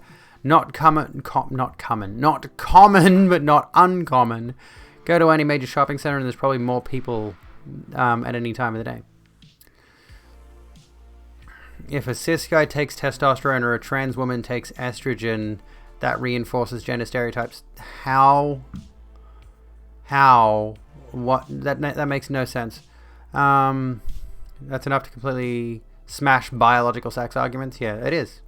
That's the thing. A lot of the arguments against any of this, like anti-trans, anti-biological sex discussion, are very, very sufficiently broken down, but people really don't want to accept the answers. To be honest, your boy mode until you got FFS. I'm not going to boy mode. I'm far too comfortable presenting femme.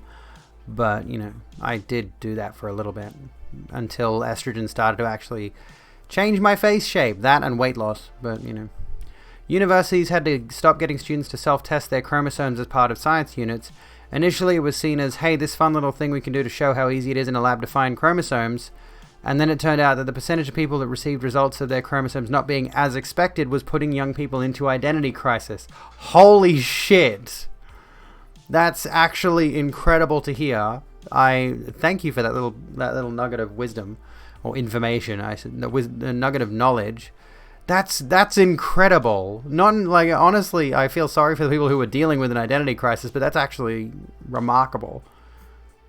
My aunt says, you'll change your mind on being a father. I've always been infertile and have been out as a woman for 6 years. Why are people so bad at this? I don't get it. When someone says you're not a real ex, what they're doing is reinforcing gender stereotypes too. This is the issue I'm trying to figure. Like we mentioned earlier, we already started. I think we started this discussion on the idea of gender stereotypes. There's nothing inherently wrong with abiding by a gender stereotype. There's nothing inherently wrong with seeing the ways that other people of your gender perform their gender and performing it yourself.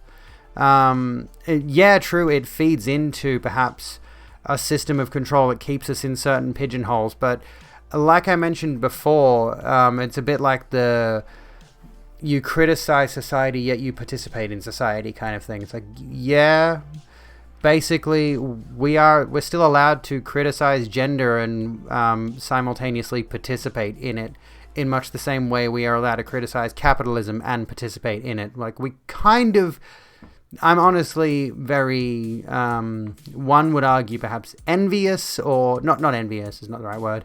Maybe I have a certain level of admiration for those who can identify themselves as non-binary or agender or something, whereas I'm a binary trans woman. I basically I abide by the system that already exists in a different way to most people.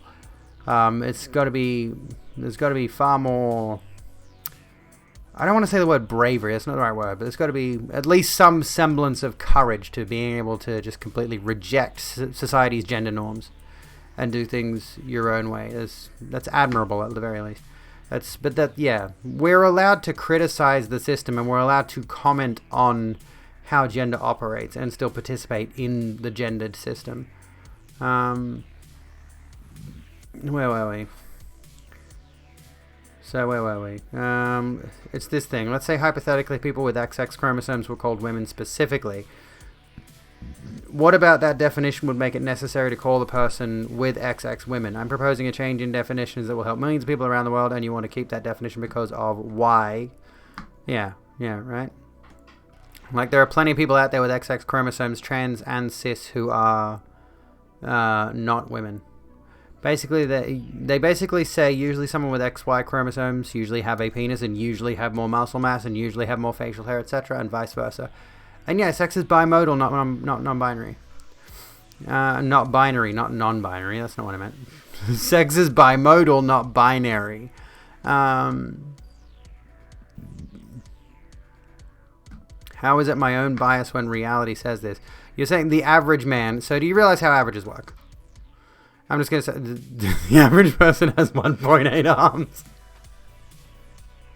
I shouldn't laugh at that.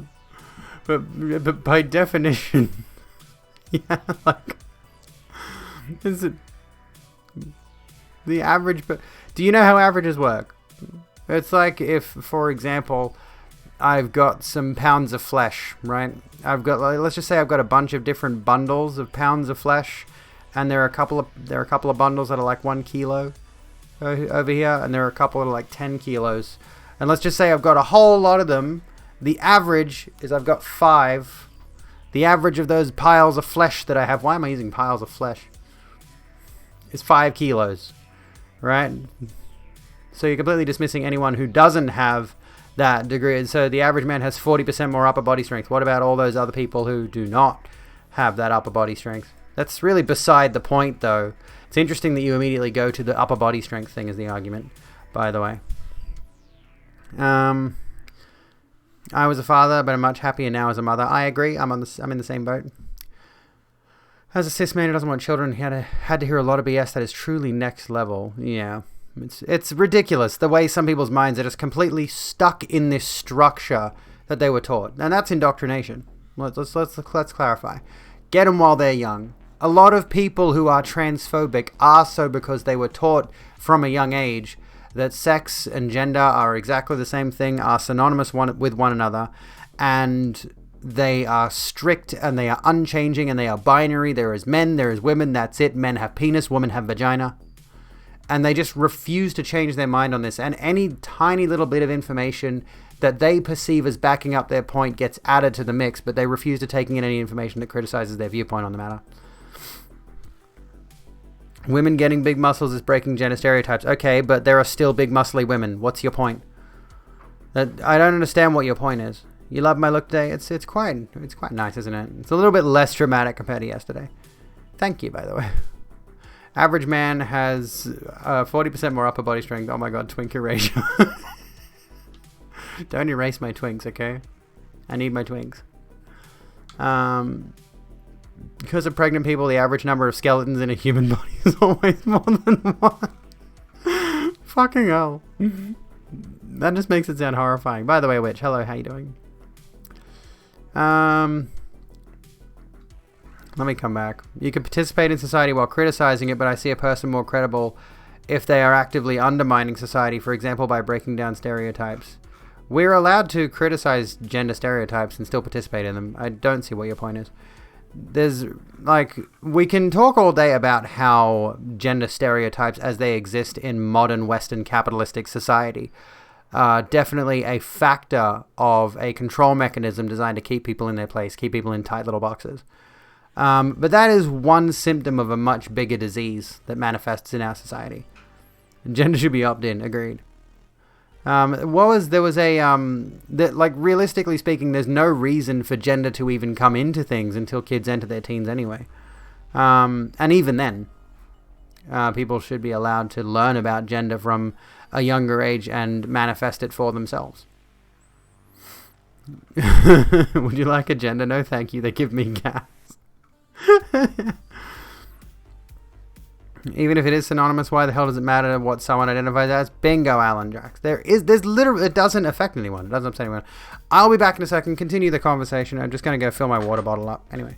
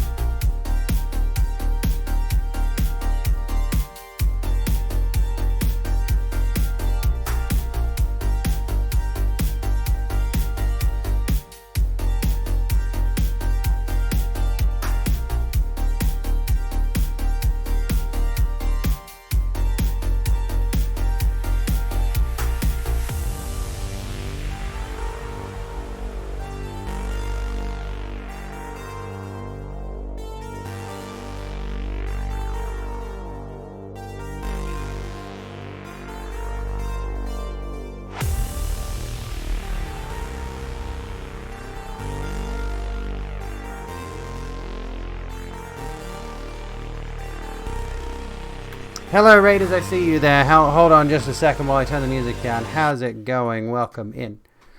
Welcome in. How's it going, folks? Where was the raid? Okay, Kiara, how you doing? Oh, my lights aren't on. Well, they were on.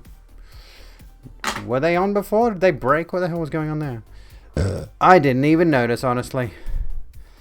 If they were on, if they were off, I didn't notice. That's the wrong button. Let's put some pretty lights on for a second. You're okay. You're just being. Being is good. Being is good. What did you get up to today? What did you get up to today? Oh, what did you stream? How'd your stream go? Hello, Raiders. Sorry, I was away filling my water bottle up. I agree with Mia's statement here, by the way, to come back to this just a moment ago. Has it occurred to you that you are reinforcing stereotypes by policing how people act? The Rogue Room appreciates by the way, your recommendation. Protracted, thank you so kindly for the host. Also, why do trans people have to live up to higher standards seems kind of weird to me. Exactly. Why do trans people have to meet some kind of arbitrary standard to be valid as a person? You don't get gender reveals in some American... I've heard of gender reveals here in Australia, but generally speaking, it's like a cake or a balloon. It's not something like, let's set up an explosive device that'll go off with a big cloud of pink dust or whatever the fuck. It's really bizarre to me. It makes no sense. Asking people to be consistent. How? How exactly? What consistency are you asking for? Can criticize gender stands while also looking like a cute fucking witch. Thank you very much. Yeah, exactly. So you don't shoot people with cannons? Well. Oh. Thank you, person. Thank you, Mystery Hand, for fixing the magnet cube. That was weird. What?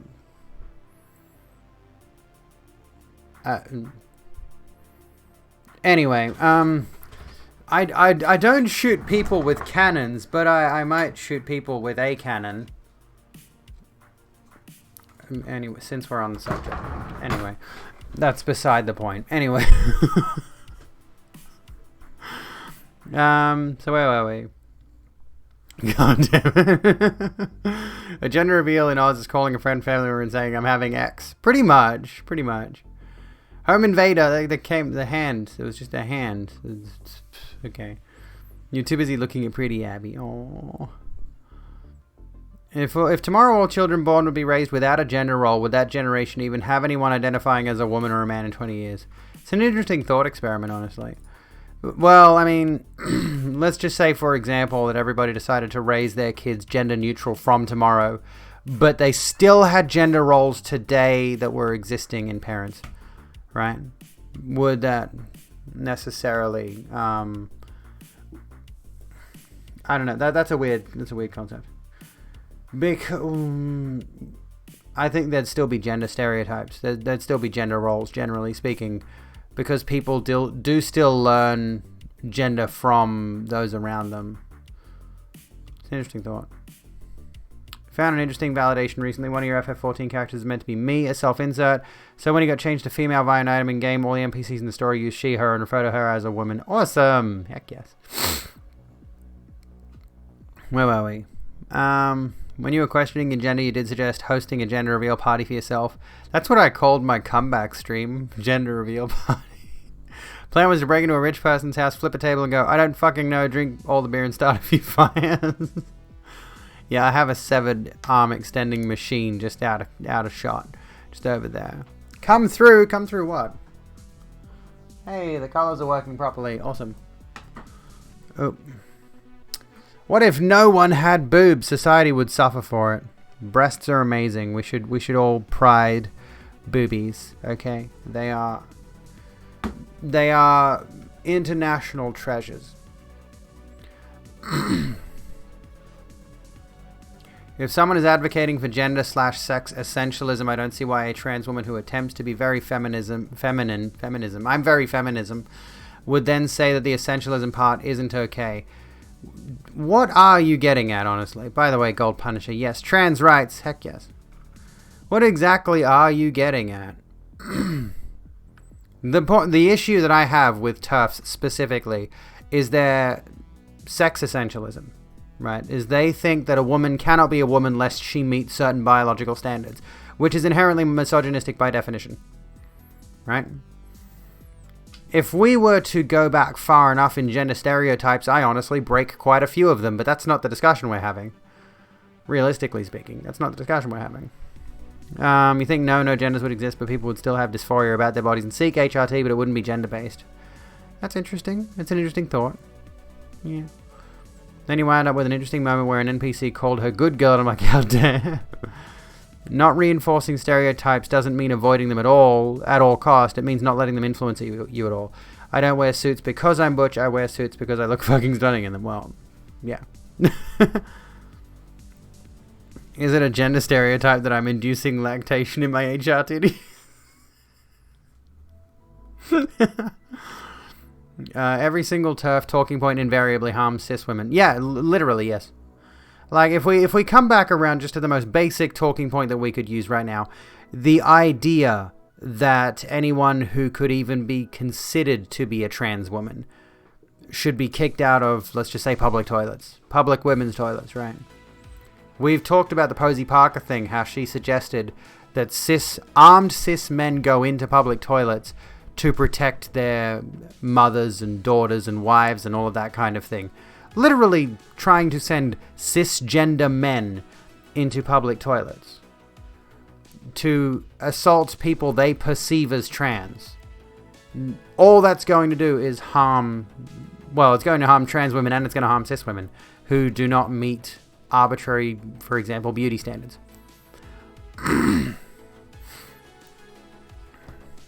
Yeah, where is the harm in self-ID?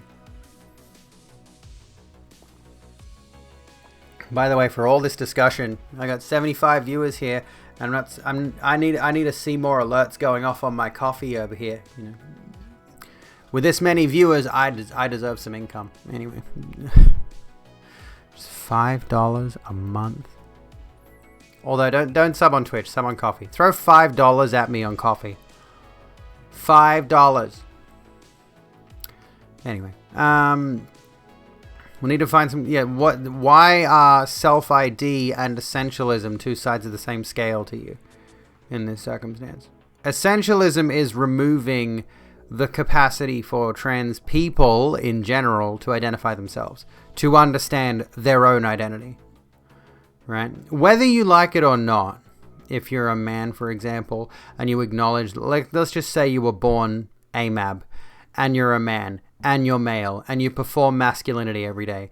You do everything in your power to be masculine, to be manly, or whatever it is that you do. Maybe you're just some dorky dude who likes watching TV shows. You like binge watching TV shows and smoking weed. I don't know what your life is. But let's just say, for example, you're a man who does man things broadly. You're still self-identifying as a man. Even if you're cis. If you're a cis woman, you're still self-identifying as a woman. Right? You're just agreeing with what was given to you. And you're saying, yeah, that works. I identify as this. You know? Scrotal. There you go. Where's my ring? There you go. The ring has to be in the shop. Anyway.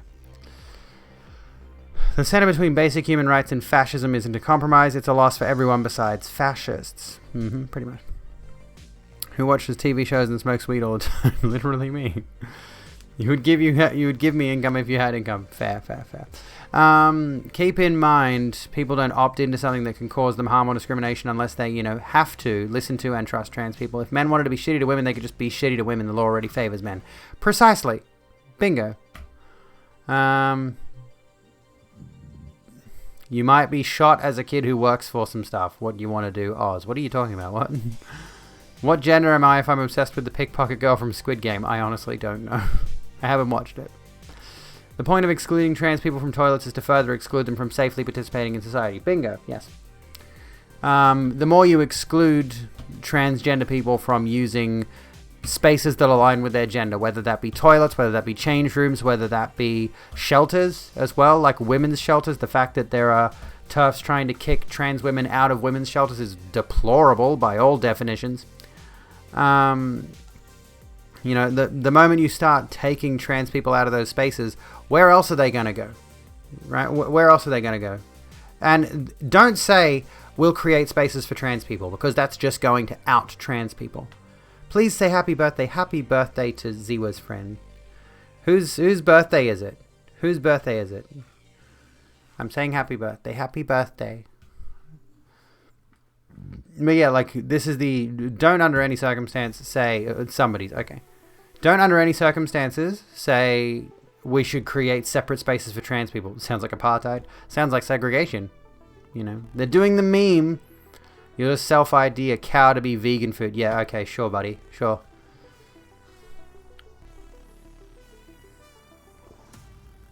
If essentialism is bad, then how do vegans argue against eating meat? Because it's horrendously abusive. It's an industry predicated upon one species selectively breeding and like overbreeding another species for their own benefit. You know. So what happened? Let's bring it back around. As a cis woman, I don't want trans women in women's spaces. Well, yeah, that's generally the idea that I have seen from, honestly, more cis women than transphobes. More cis women than transphobes have said to me that they're comfortable with trans women being in women's spaces. Yeah. Who's mad? Mad about what? Yeah, I don't want separate spaces either. Like the thing about the private spaces thing. And yeah, Cody, they were literally advocating for TERF-like gender abolition, yes. Which is an honestly kind of ridiculous notion. Because the position that TERFs tend to take is sex-segregated spaces. So they want people with vaginas to go in the people with vaginas toilets. And people with penises to go in the people with penises toilets. And you know what's going to happen as a result of that? If you force trans women, and this is the funny thing, is like a lot of TERFs will say, I'm not actually transphobic, I have no problem with trans people existing, they should just go in the men's toilets. It's not an act, it's not a costume. Trans women are not putting on costumes. Okay, we're just existing as ourselves. If a trans woman goes into a men's toilet, she's more than likely going to get bashed in most places. You know why. You're out. Okay, fine. You don't need, it's not an airport. You don't need to announce your departure. I don't give a shit. Also, pretty sure vegans aren't just against meat. They shun all animal products to boycott an unethical and inhumane industry. Bingo. I wish I had the mental fortitude to do veganism, but honestly, there's just too much on my plate right now to try radically changing my entire diet, so I haven't done it yet. Conservative to trans women, how can you be a woman? A woman is somebody who has XX chromosomes. Me, conservatives, I have your test results. You have XX chromosomes. Conservatives, no, I'm a man. This can't be. I'm a man, god. I grab women's bums. What the fuck? Yogurt and cheese are too tasty. Yeah, too much on my plate to change my diet, yes.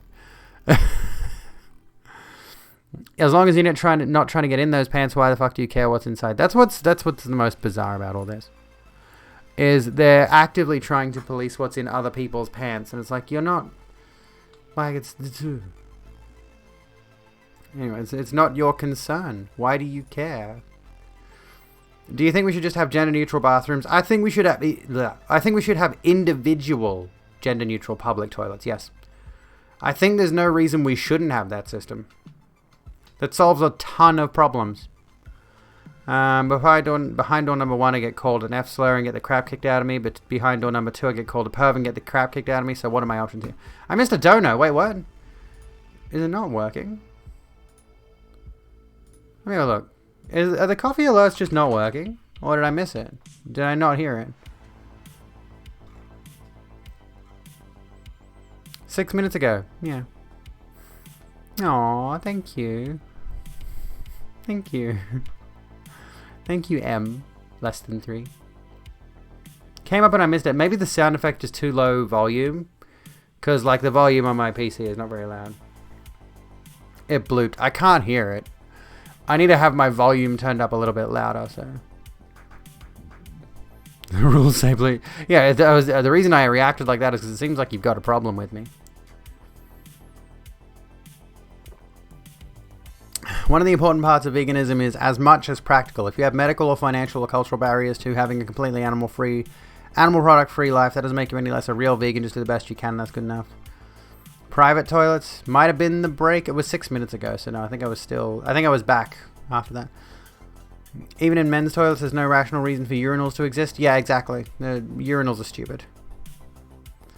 Green eyes also, they're about 1.5 to 2% of humans. Yeah, I was on stream. Veganism is unhealthy, so eating tons of, like, what is it? The animal product industry, the meat and dairy and well, yeah, let's just stick with the animal product industry because that covers all bases pretty much, is incredibly unethical, you know. Gridlock. Anyone else thinking about gridlock? Let's be real. Urinals the majority of the time cause some percentage of splashback. Yeah, true. They're awful. One of my queer bars has gender-neutral toilets and just has them labeled as bathroom with urinals and bathroom without urinals. That's awesome. Heck yes. Fucking gridlock thing. Jesus Christ. Also, processed meats are strongly linked to bowel cancer. Well, that's a thing too. I mean, I think that's red meat in general, isn't it? It's weird because people pretty much understand that when a sexual assault happens, it's usually cis men, yet no one wants to address the problem with cis men. They just tell victims to protect themselves more. Yeah, that's always an issue. And that happened recently with the Sarah Everard case as well. Cops were literally saying if there is a cop you suspect does not have your best interest at heart, flag down a bus or something. It's like, how about train your cops to be better people and not rape and murder? How about that? Love seeing gridlock at my work. Makes me giggle because management can't prevent it. If you take B12, veganism isn't unhealthy at all. Definitely not more than most diets, and nobody should eat strongly processed meat. I should really, migrate away from processed meat. I've definitely eaten my fair share, fuck. Super weird assertion, especially considering how many people are lactose intolerant. Yes, indeed. It's interesting that... what was I going to say? It's interesting that a significant majority of non-white people are lactose intolerant. I forget where I read that actually. Anyway, nobody can tell me if I mean one kind of gridlock or the other. Veganism is based. Me with a double chicken sausage, extra pizza in my mouth. Yeah, based. Now can I get back to eating my food? This is the thing. Is like I do like the points made by vegans, and I do agree with them. But it's one of those things, and I do want to actively make changes to try to strive towards veganism one day. It's just a hard thing to change all these different, when you're trying to form new habits all the time, it's difficult to break old ones.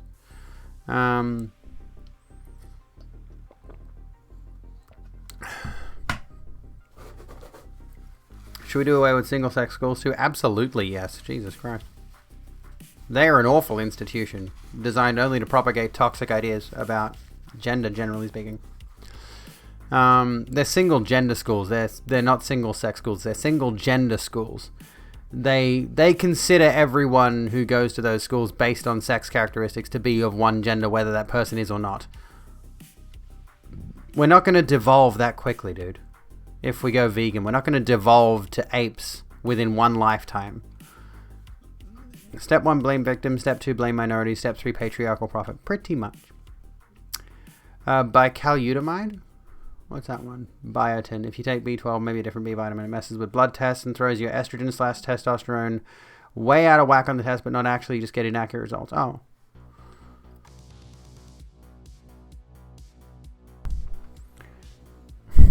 Veganism is activism via a boycott of an unethical industry. Capitalism doesn't speak empathy, it speaks profit.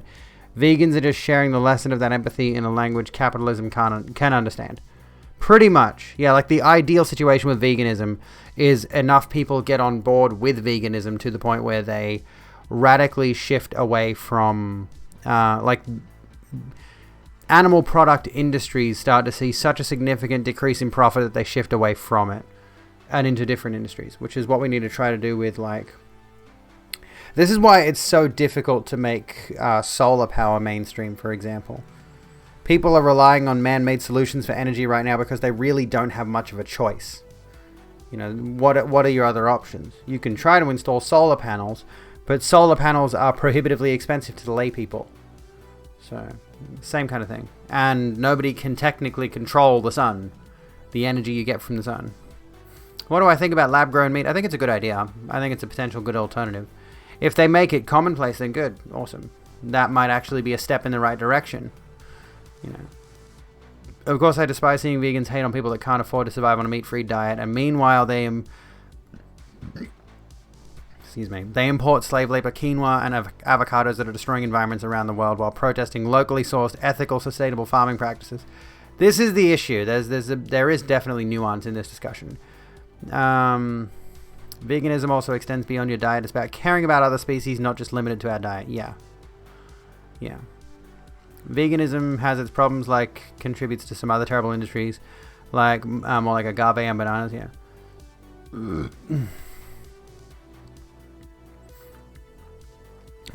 Newman, that argument makes no sense, and you're quoting yourself. You're replying to yourself. I feel like you're having a conversation with yourself at this point. Anyway, go off.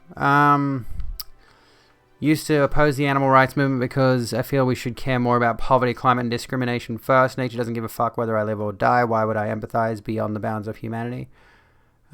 Should we use the people of Florida as a food source and abandon meat? That's too long for a poll title. I can't can't fit that in there.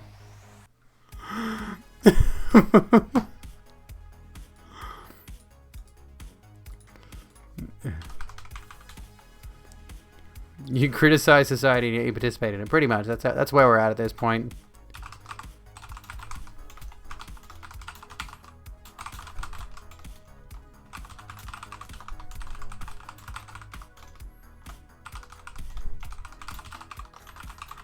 Here we go. I figured out a way to phrase it.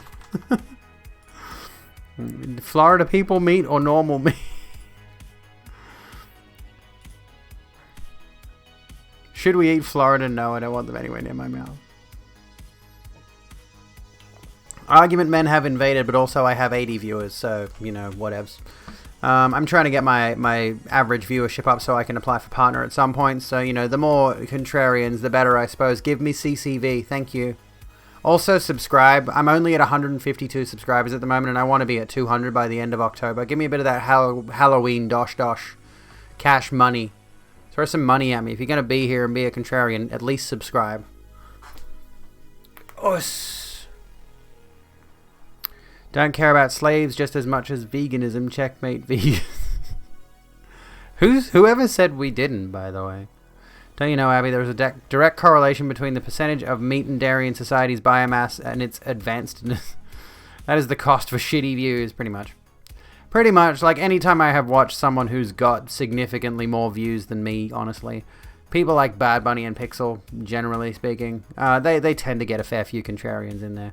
Which is why, of course, I want to increase my ability to debate these topics. But honestly, these topics are really not worth debating, generally.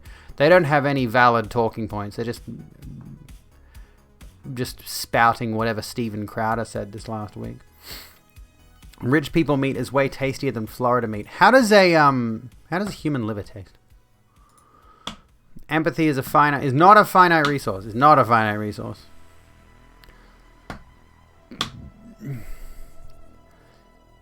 Been watching too much Hannibal. I just never lost my association with the character of Hannibal Lecter since watching Silence of the Lambs. I ate his liver with some fava beans and a nice Chianti.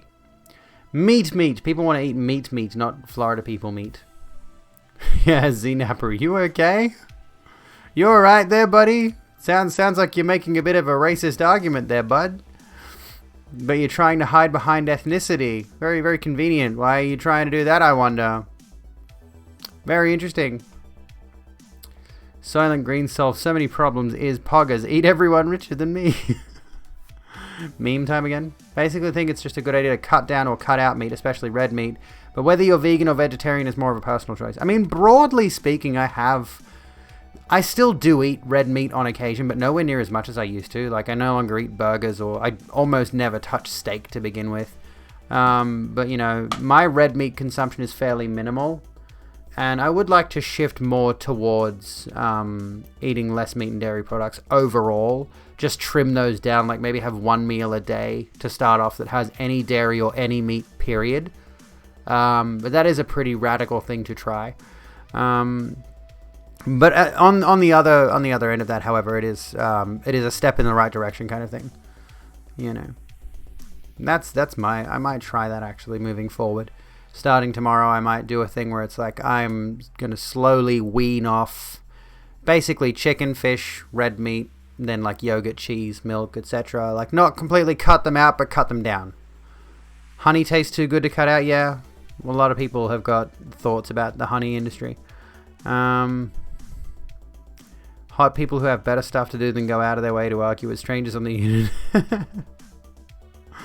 Vegans, please do not cut out honey though. Bees need us to harvest honey to keep their hives healthy. That's a whole discussion there. There is a vegan argument against the beekeeping industry, against the honey industry. And the honey that we use as it stands now is the reason we have much of the fresh produce we have in the first place. Like the pollination allows us to have so many of the fruits and vegetables we take for granted. So if we lose those honeybees, then things could get dramatically worse. But by the same token, some people are okay with that. I don't know. Can we have a discussion about the bee movie? I have an idea, let's not.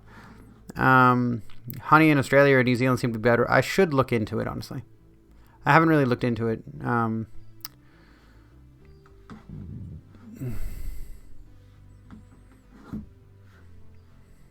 Far more people angry about vegans than I see. Yeah, I agree with that, Floppable, honestly. I do agree with that sentiment. Like there are many more people out there that I have noticed who are angry at vegans than there are angry vegans.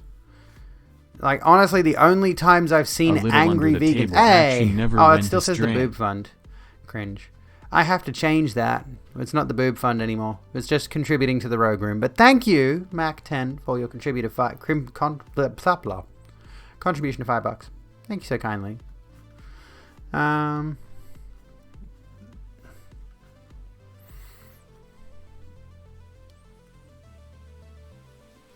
Because you're the actual predators. Cut this, cut that, and before you realize it, you'll ban meat altogether and shut down a pretty abusive industry.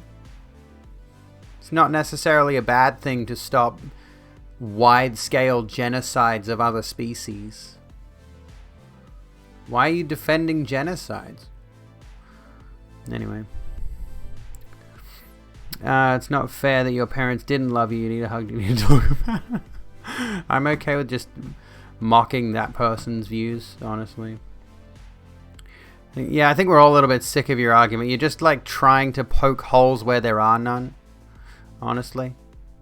Clone meat, folks. I'm on board with clone meat.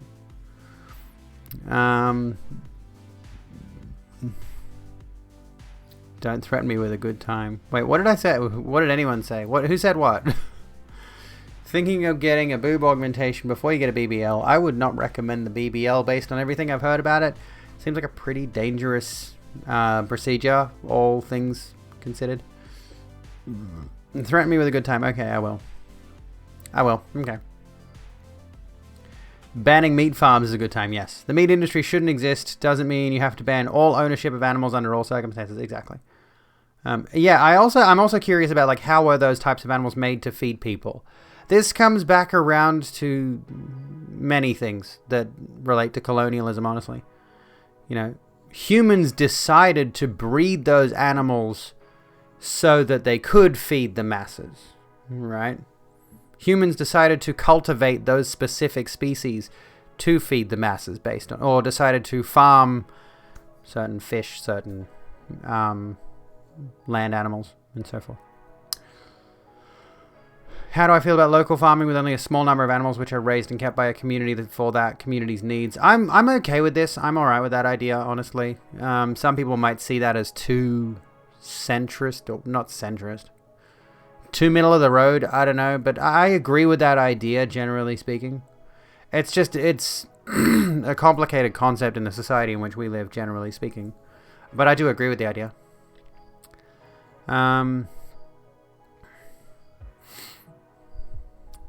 Where were we? The animals existed beforehand, you dingus. Farm animals are domesticated similarly to how dogs were. Yeah, it's honestly a pretty atrocious situation. Like, those domesticated animals now, there's no way for them to go and live in the wild, which is the regrettable scenario that those animals exist in, like cows, sheep, chickens, etc., pigs. They were domesticated specifically for the purposes that they live in now, and they couldn't just be released into the wilds. They wouldn't know how to function, which is horrible.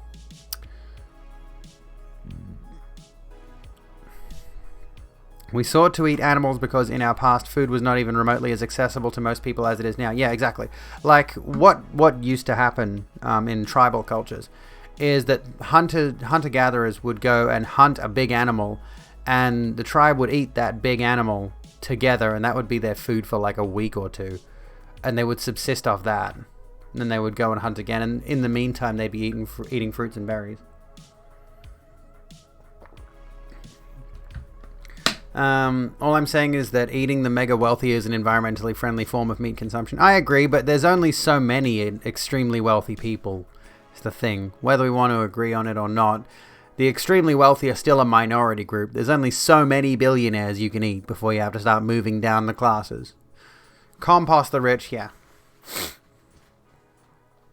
Can you just start making sense? Because at this point, I'm concerned you don't meet the age requirement for Twitch. Don't eat the rich. Parasites and toxins collect at the top of the food chain. Instead, compost the rich to increase soil health. Yeah, I don't think I could eat a whole billionaire either. I'll have a quadricep or something. I don't know.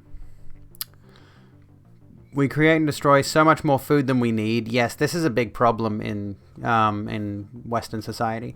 Is that we do generally throw away tons and tons of very good food that could genuinely go to the starving and the homeless and all of that. But rather than feed those people who are living on the streets and barely scraping by and have to beg for money and have to beg for food and all those kinds of things, like, there are many people out there who we could solve world hunger, but we would rather throw away tons and tons of food to maintain this illusion of artificial scarcity. Maintain this idea that you can only have something if you have the money to pay for it. It's quite detestable. So even if we move on from the vegan thing, even if we move past the fact of animal abuse as a rampant industry, 69, nice, but we're down from 80 though. That's the problem. I liked the fact that we were on 80 viewers. I want to go back to 80 viewers. Take me back to 80 viewers now. I demand it. Bring more viewers to my channel. Go to your social medias right now and tell everybody that the Rogue Room with Abigail Beck is live right this second. Get your friends and family in here and get them to subscribe on Coffee. Or the Streamlabs has a monthly tip option now if you want to do that. If you want to sub with a monthly tip, that's a thing. I want to check how many monthly tippers do I have. Best way to stop eating meat is to not put meat in your mouth. Well, true. True, that is the best option. Go get your friends in here. Do it, pussies. No, I don't want to earn more money with Pillar. I'm just curious. I'm just going to go check my monthly tips and see how many I've got. I've got 2. Oh, one of them's cancelled, one of them's active. Okay. We'll come when I don't know if we're going to get around to China to ban video games featuring same-sex relationships. 69 plus 5 achieved through Abby demands. Yes, that's what we want. And tip monthly on Patreon, that's true. Patreon's probably the most affordable option to support the channel if you are interested in supporting the Rogue Room with yours truly. Patreon is like $1.50. It's cheap as chips. It's honestly like cheaper than the cost of a Kit Kat. Go subscribe on Patreon if you like this content. It'd cost $330 billion to end world hunger, so Jeff Bezos and Elon Musk. Yeah, it wouldn't cost a lot. It wouldn't cost much at all. We can afford that. It's not even that. It's just all the resources that are being thrown away. All the stuff that's perfectly usable, perfectly edible, that's just being thrown away. Give 5 instead of a sub? Yeah, exactly. Just set up a Streamlabs monthly tip of $5 instead of subbing on Twitch. I'd be okay with my subscriber count going down if it meant more people started subbing on Streamlabs, Patreon, or tipping on Coffee. Anyway. Literally in the UK, shop shelves are emptying. That's a Brexit thing, isn't it?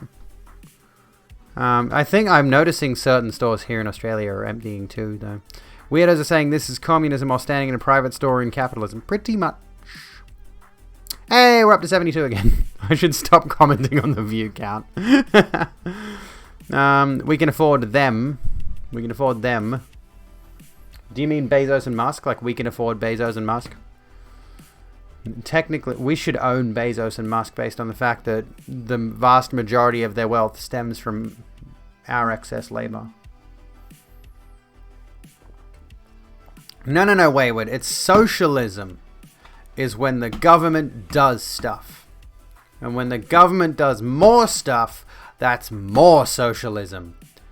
And when the government does a whole lot of stuff, that's communism. Hey, freaky. The two hella cool playboys. Oh, God. Jeff Bezos looks like a fucking nerd. Am I gonna get banned on Twitch for saying Jeff Bezos looks like a fucking nerd? Could you imagine if Jeff Bezos, one of the richest people in the world, got offended by me saying he looks like a fucking nerd? Because he does. I'd rock that ban, man. I'd turn that into a news story. I got banned from Twitch by Jeff Bezos personally. Worked in supermarkets and in Germany, and most work the Tafel, which is an organization that feeds homeless and poor people, and someone came every day to look at the still good stuff we threw out, and they always only took a small percentage of it because even they couldn't use that amount of food that was thrown out. Goodness me. Yeah, that's the thing. It's like we're throwing out so much, and there are people out there that could use that stuff. This is honestly like Baker's Delight is a chain here in Australia. They do like loaves of bread and other savory pastries and stuff like that you can get throughout the day. And at the end of their day, like if you go to Baker's Delight right at the tail end of their day, of their workday, like right before 5 p.m., right before close, they generally give away loaves of bread and whatever's left over.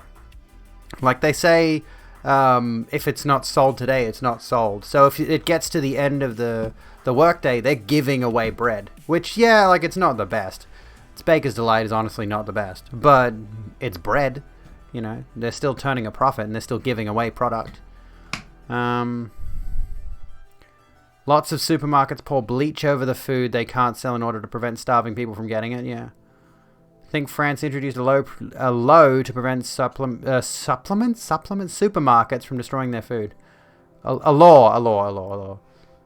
I can't read. Fuck. Oh, you don't agree with authoritarian capitalism? That means you must support authoritarian communism, because my brain is too small to realize there are other options than authoritarianism. It's been a while, Inkfrog. How you doing? Welcome back in. Doesn't feel like it's been that long. Excuse me. Hello, NBSP. How you going? Worked at KFC for 6 years. We were forced by the end to throw out everything. They used to give it to homeless people. However, someone got sick and they sued. That's another problem, right? That's another part of the issue, is that if something goes even slightly wrong with giving food away to the homeless, yeah, like if someone gets sick, and this is the issue, like if someone is if some homeless person gets even the slightest bit sick or decides to make it up, you know, they could choose to pursue that avenue of a lawsuit against the company, because what have they got to lose? They're homeless, you know. At worst, maybe they get indicted on a fraudulent lawsuit and get thrown in jail where they get 3 hots and a cot. The reply feature is trash on mobile. I think it's trash in general. USA throws away half of its food, but also eats way more than it needs nutritionally. Definitely does. Anarcho-communism. And honestly, this harkens back. Let me just come back to the you don't agree with authoritarian capitalism thing. That reminds me of like the way certain people have been acting when you try to criticize Twitch. Try to criticize how bad Twitch has been with regards to its response to like hate raids and all that sort of stuff. If you complain, people will complain that you're complaining. It's like, just get off. You don't have to stream on Twitch. Just get off the platform. It's like, I'm commenting on it because I want those things to change. I want the platform to be better. In much the same way that we would criticize society because we want society to be better. It's amazing how you've been attacked for being vegan more than being trans. Well, that's a thing, isn't it? The reply to function is broken. It is. First off, where do you get that? Secondly, so what? Only way to stop eating meat is when we perfect GMO. Where's this thread going? Let me see. I can't even see it. There we go. So where were we? Racist Malthusian detected. Realize if we gave them their self-determination by letting them grow their food, make their clothes, and educate themselves without being exploited by the West, they would grow closer and closer to us rapidly. Which doesn't shock me that people would have those opinions. Australia makes 3.5 times the food it needs. We could literally feed 60 million people. All this anti-refugee and migrant shit makes my blood boil. Agreed. They did enable a feature where you have to verify your mobile when you are using mobile. Well, that's good. I do know that, so at least while you're using mobile, you have to verify. That's good. But yeah, they implemented the feature where it's like, if you're in a Twitch stream, if you are a streamer, you can set it up so that your channel has phone and email verification restrictions. So, but the problem is it's basically the same as follower or sub-only mode. May you what, Ziwa? So we let people choose to run businesses to make food and compete against each other to make the best food, but then force them to distribute it to people in need. That's still communism, just not authoritarian communism. Well, yeah. The person is arguing that if we feed the third world, they'll overpopulate the planet and dominate us through population. Yeah, that's effectively an argument steeped in eco-fascism. Essentially, they think that people in the third world are going to somehow... Well, actually, eco-fascism uses the argument of overpopulation in third world countries. Well, thank you for getting rid of that one, Necro. What was I going to say? Eco-fascism stems from this idea that because there are so many people in the third world, there's so many billions of people living in poverty in the third world, that they must be contributing to the climate crisis. And as a result, we need to do some mass cull or whatever it is. But anyway. Yes, don't be rude, Sam bunch of numbers. First name bunch of numbers. To be fair, I think it's way better than those modes because at the time most people will confirm their accounts and then it's just a non-issue. Fingers crossed. You know. They make you confirm your email and phone so you can be banned and it gets rid of some bots. Hello, Astad. How's it going? I like how that person got timed out twice and then banned. Fucking rip, pussy. Eat shit. Yeah. Why does this quote function not work properly? God damn it. Oh, goodness me. We are not at any risk of overpopulation. We are dealing with an issue of resource hoarding by the wealthiest. Exactly. Exactly. That is the main issue. Yeah, like, Thanos is a good example here of, like, honestly, Thanos' whole argument was nonsense given that we live in an ever-expanding universe, but that's beside the point. You know, comic book movies, fucking hell am I sick of them.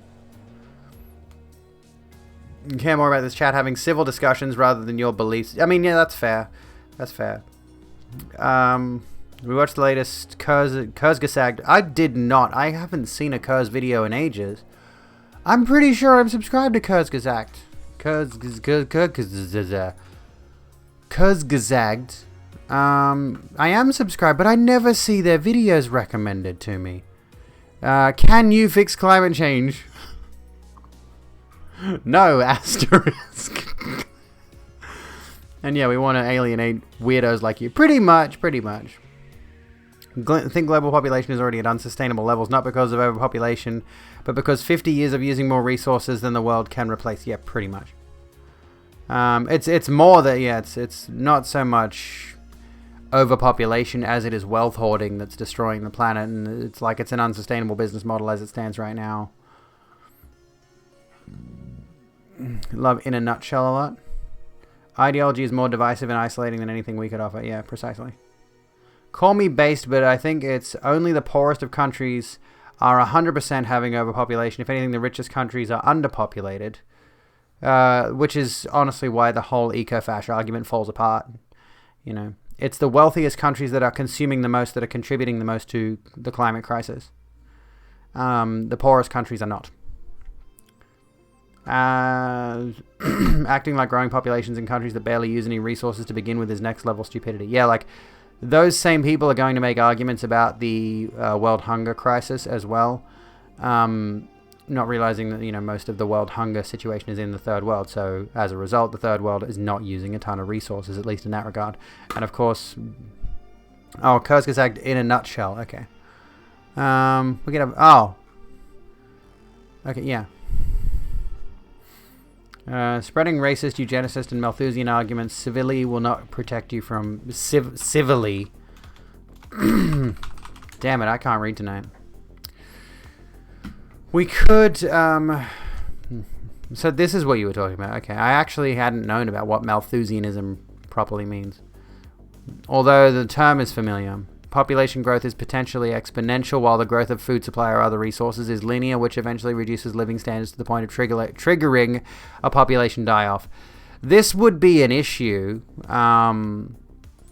if those resources were evenly distributed.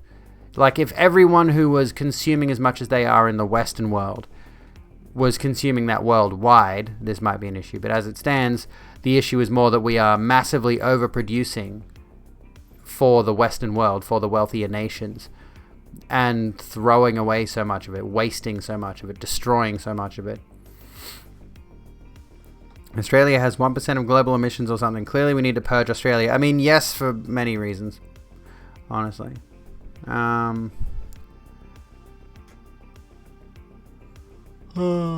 Studying history, you're making fascist arguments. I mean, yeah, that's what I'm saying. I'm seeing a bunch of fash in my chat. Should we watch the Kurzgesagt video about climate change? I'm down if you are. Can you fix climate change? No. You individually can't. You can't solve shit. We can watch it if you want, if you're interested. What do you think?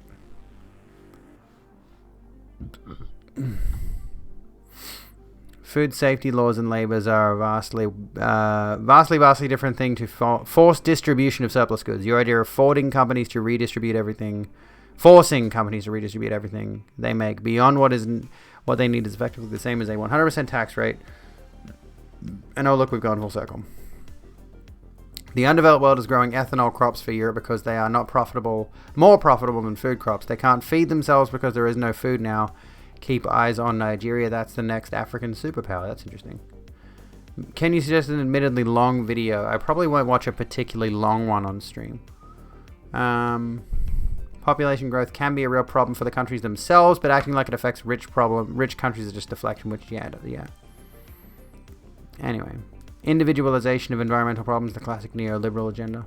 It's like an hour. Yeah, I probably won't watch an hour video. I don't know how some people do it. I think I've seen Pixel, at the very least, watching like a philosophy tube or ContraPoints video that goes for a genuine hour or more. And I'm like, how do you do that on stream? Surely, like, wouldn't you? I don't know what kind of thing those particular streamers who watch those videos, like, what do? Are you just watching the video with your audience? I mean, fine, go ahead. But I was just using them as an example, but yeah. But for example, I mean, I say this and I want people to watch my video on their streams, so you know. I suppose you talk about it with the audience, yeah. Yeah, I'm about to finish in about 30 minutes. I'm only going to go for 3 hours tonight. Anyway, let's drag the video over 3 hours with hot takes. True. Alright, let's have a look at this video. I'm curious. Can you fix climate change? Never before in human history have we been richer, more advanced, or powerful. And yet, we feel overwhelmed in the face of rapid climate change. It seems simple on the surface. Greenhouse gases trap energy from the sun and transfer it to our atmosphere. This leads to warmer winters, harsher summers. Dry places become drier and wet places wetter. Countless ecosystems will die while the rising oceans swallow coasts and the cities we build on them. So why don't we just, prevent all of that? So yeah, don't live in a coastal city, basically. It's complicated. The public debate about stopping rapid climate change often focuses on a few key features like coal plants, cars, or burping cows. And so the solutions are often simplistic. Rows of solar panels, biking to work, something sustainability. And a huge talking point is personal responsibility. How you should change your lifestyle to prevent rapid climate change. God, I fucking hate this shit. Anytime I see an article that brings up this whole idea of the things you can do to help prevent climate change. Fucking hell, I want to punch whoever wrote it. which we'll find out together in the next few minutes. This is one of those videos where we want to encourage you to watch to the end, because to discuss real, doable solutions, we first need to understand the problem. And yeah, Cuz is good. I like their videos. A fuller picture. Modern industrial society, as we constructed it in the last 150 years, is inherently destructive to the planet. Basically, everything we do to make our lives easier, safer, and more comfortable is making things worse for the biosphere. The food we eat, the streets we walk on, the clothes we wear, the gadgets we use, the way we move around, and the pleasant temperatures we artificially create around us. While most people know about the serious impact of energy, beef, cars, and planes, many major polluters are barely ever talked about. The emissions leaking out of landfills are as significant as the emissions of all the jets in the air. Maybe the problem is these bird people. Yeah, see, one of the problems is aviation. Fucking birds, man. More CO2 is released to run our homes than from all cars combined.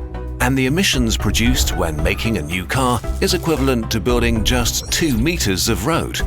So it is nice to switch to electric cars, but they won't solve anything if we keep building roads the same way.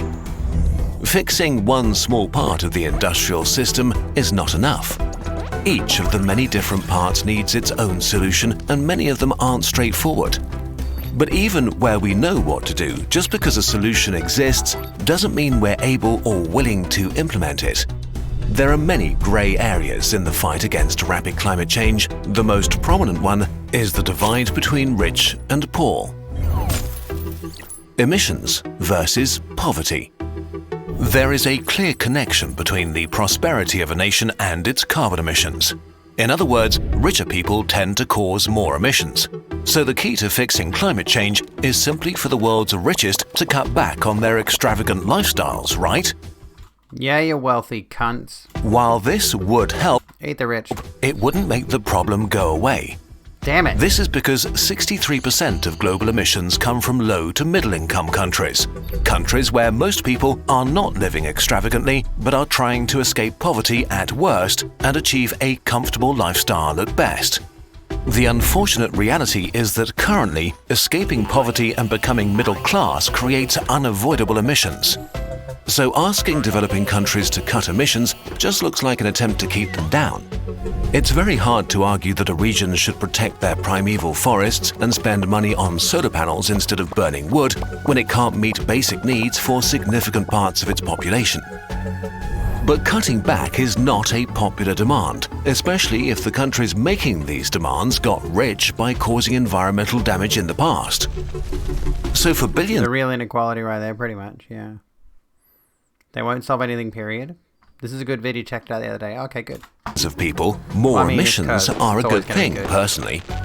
When we forget about this, we tend to propose unworkable solutions.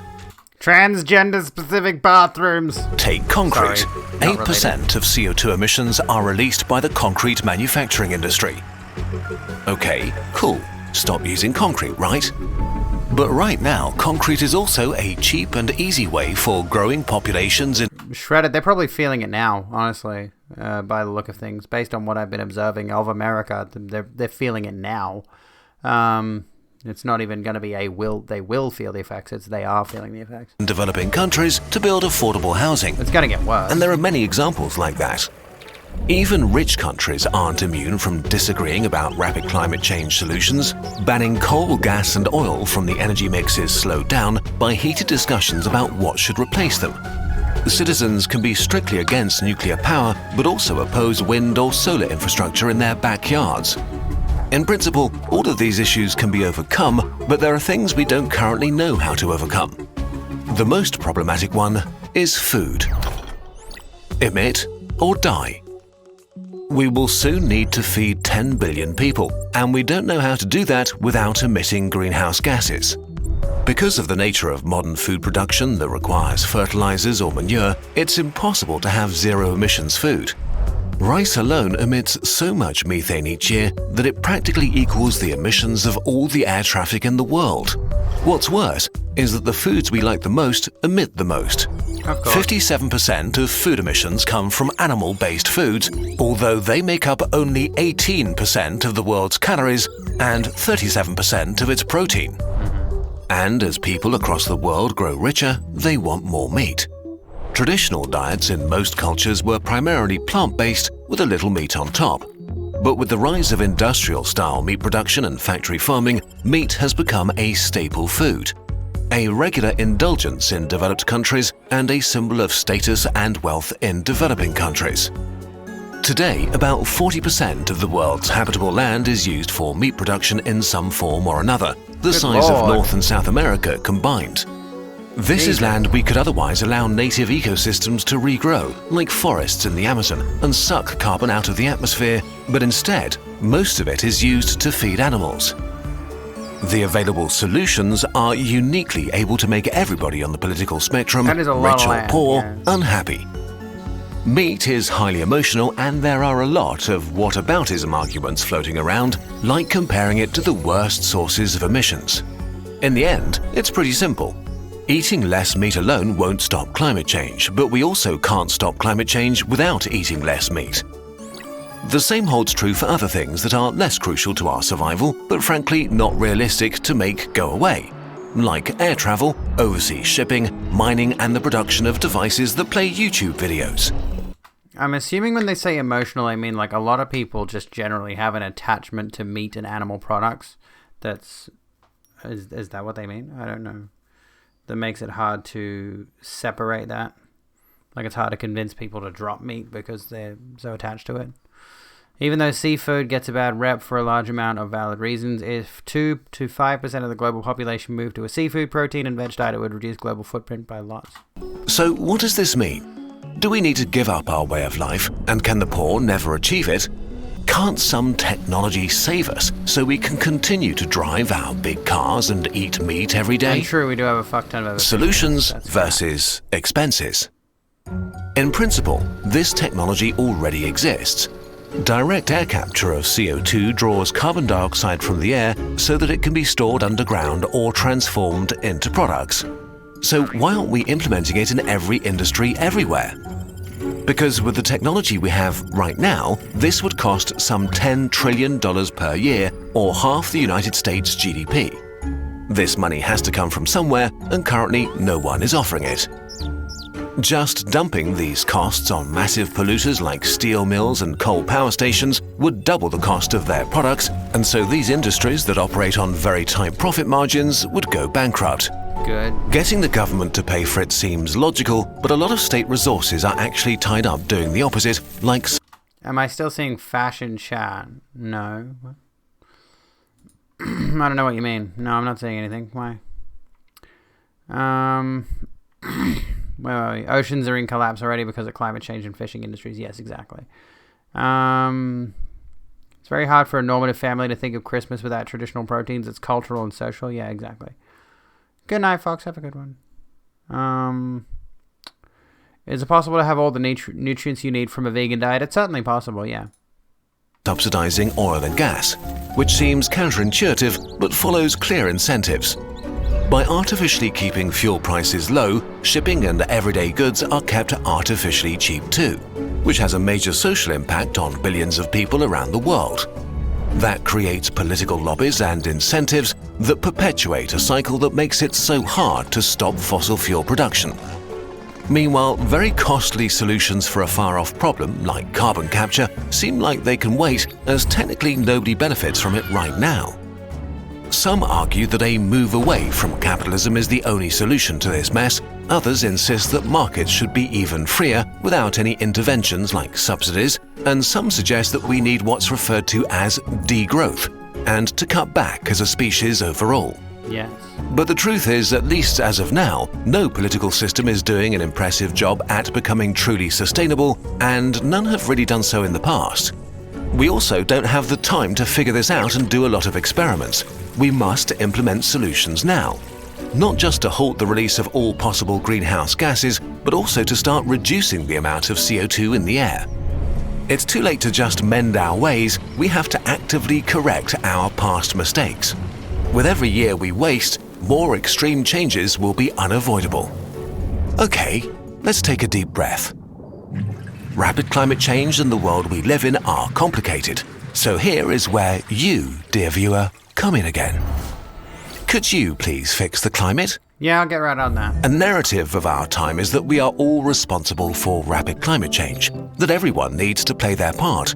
Why don't you buy a new electric car? Why don't you replace your gas stove with an electric one? How about you double glaze your windows, stop eating meat, and switch off your lights? Shifting responsibility from the largest carbon emitters to the average person, you, is much easier to do than solving problems. There's an extra bonus if solving rapid climate change sells a new product. If you don't have the money or time for these things, you should feel bad. It's an effective message because it's true. The quickest way to cut CO2 emissions would be if all rich populations on Earth drastically changed their lifestyles and if the people on the rise would not seek to achieve it, favoring the climate over comfort and wealth. If you're able to watch this video, that includes you. But we've just witnessed a global experiment in staying at home, not using transport, and consuming less during the coronavirus pandemic. And all it did was reduce CO2 emissions by 7% for 2020. Asking average people to solve rapid climate change breaks down when we look at the scale of the problem. Personal contributions towards reducing greenhouse gas emissions are nice, but they are dwarfed by the systemic reality of global emissions. The concept of your personal carbon footprint was popularized by the oil producer BP in a 2005 ad campaign.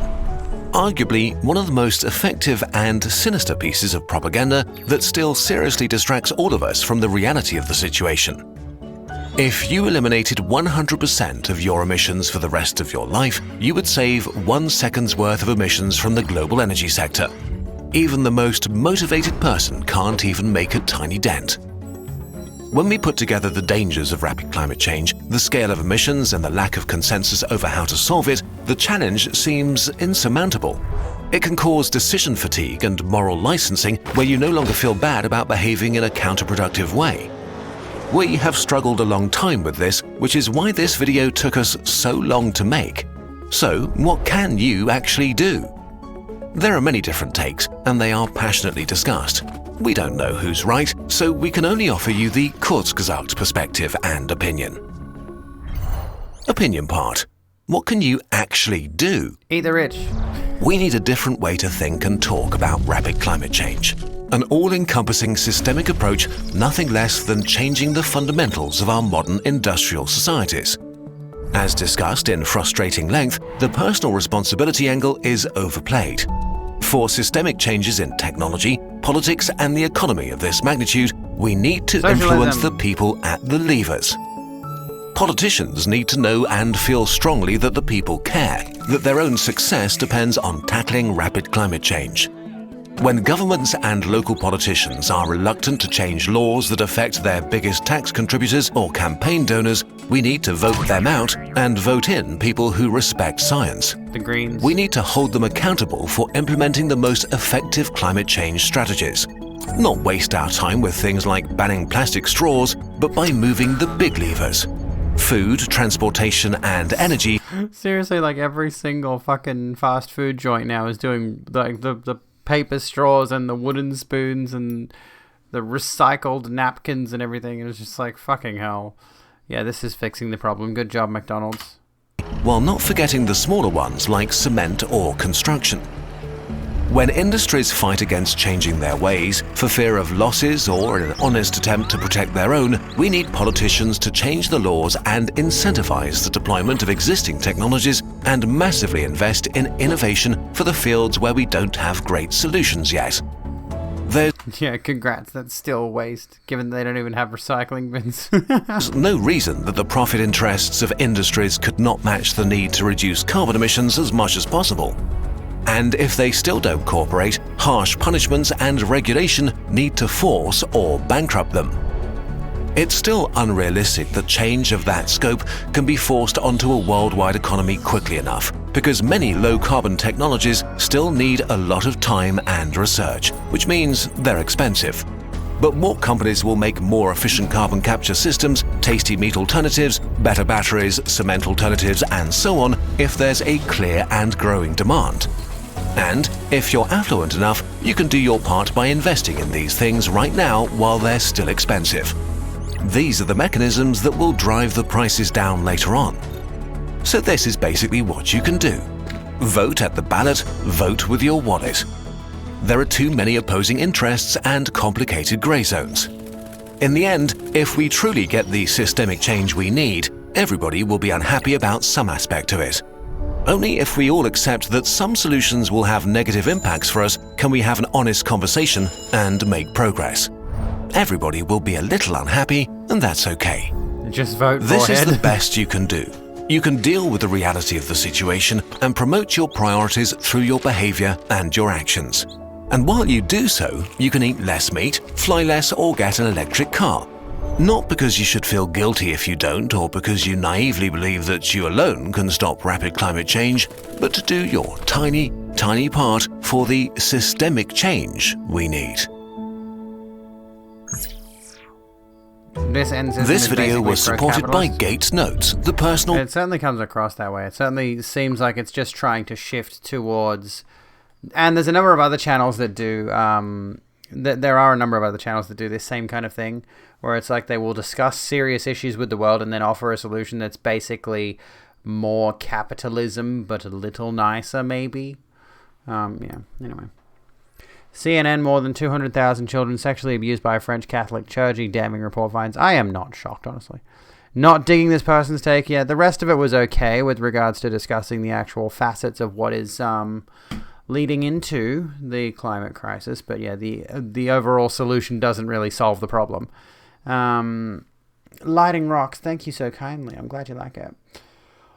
Also, invest in it, yeah. Which, I mean, excuse me. And don't forget, it's up to you, the personal consumer. Didn't he start the video by saying, quite literally, it's not up to us, the individual consumers? Anyway, the point is there is no solving the problem. I mean, it's easy to get that nihilistic attitude about it, isn't it?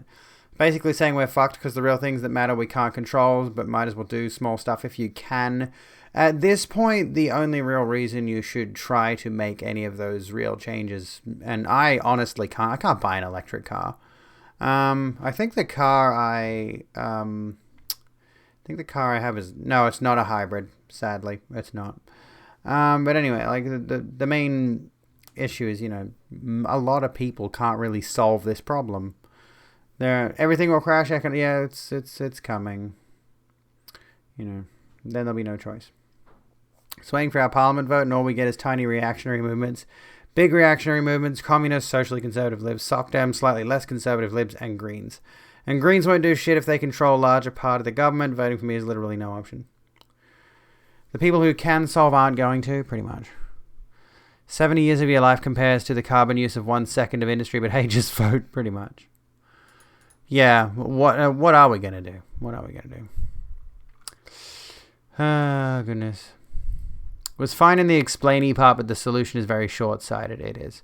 And I think the reason that the solution is short-sighted is because Kurz thinks that the state will just care when the people voice that they care. Yeah. Anywho.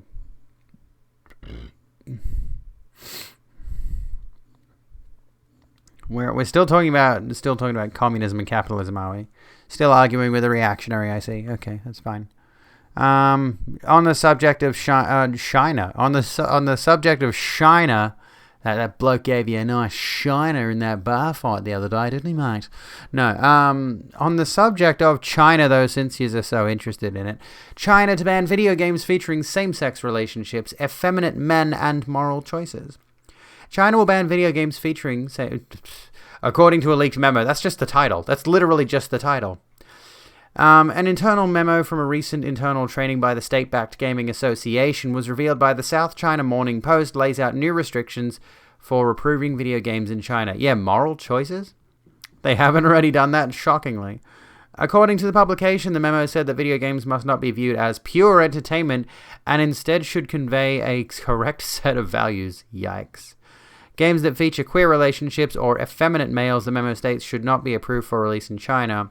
If regulators can't tell the character's gender immediately, the setting of the characters could be considered problematic and red flags will be raised. Games that allow players to make moral choices between good and evil should also not be approved, according to the memo. Some games have blurred moral boundaries, it said. Players could choose to be either good or evil, but we don't think the game should give players this choice, and this must be altered. Holy shit.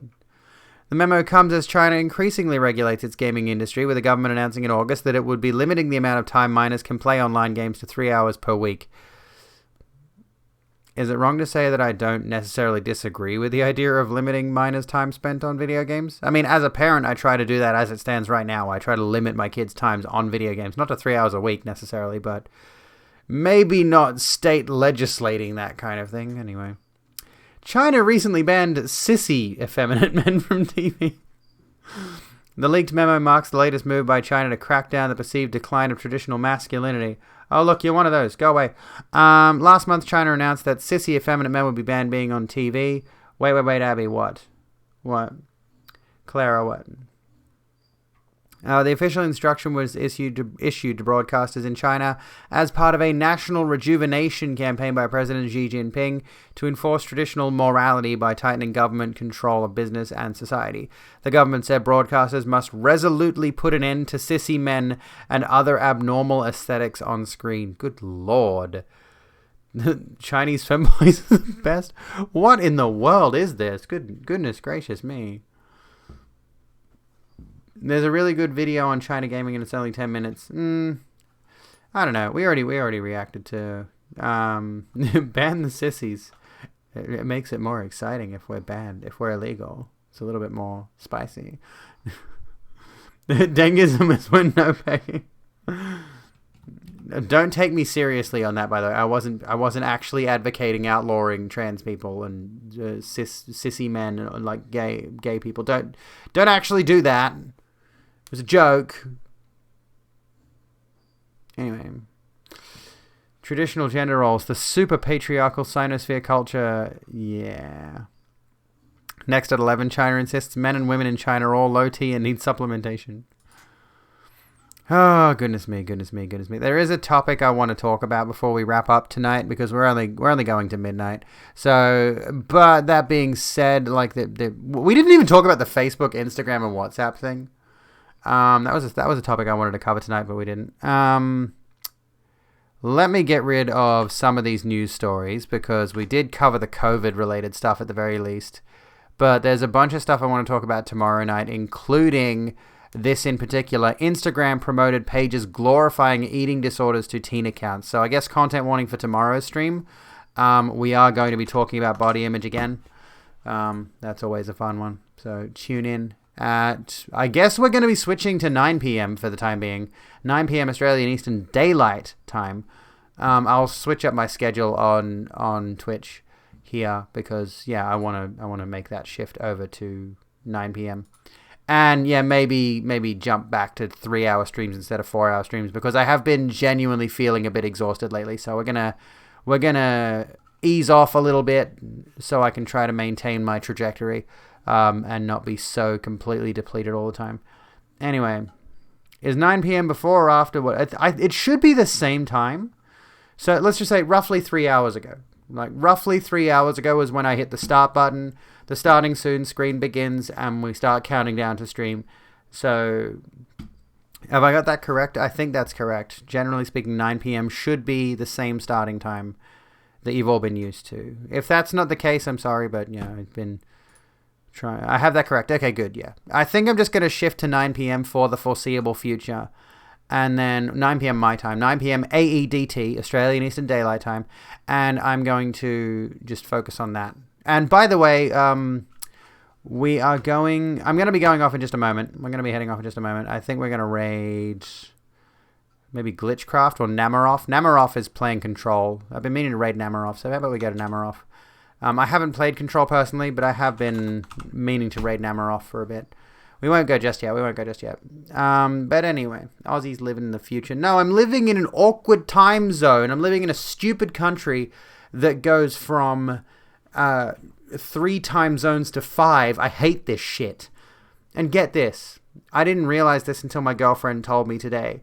There is literally a town that exists on the border of 2 time zones that exercises its own time zone change with Australian daylight savings. And it's like on the quarter of the hour or some shit. Like, what the fuck? Also, Namaroff has got verified accounts only chat. Requires phone verification to participate. Please verify your account with a mobile phone number to continue. You only need to complete this step once per account. I'm going to do that really quickly.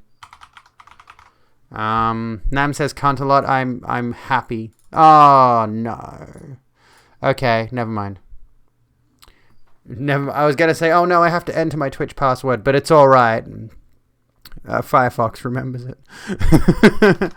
I am going to verify my phone number now because, I just generally agree with this move on Twitch's part. Continue. Yeah. We sent you a 6-digit code. Oh, for fuck's sake, you just did this. Okay, there we go. I got it. And we're going to head over there very shortly. Do you like my earrings? You're all set. Okay, good. Anyway, thank you all for hanging out tonight. Here's my earrings again. Here's my awesome top again. Because, I don't know. I'm not as gothed up as I usually am, which is kind of wild. But, if you're interested in joining us in the raid over to Namaroff stream, join us. Verify your account, I suppose. I could end now. I got no reason to continue. I'm not doing anything. We can just chill for the last few minutes. There's someone at my door. Can you guess who it is?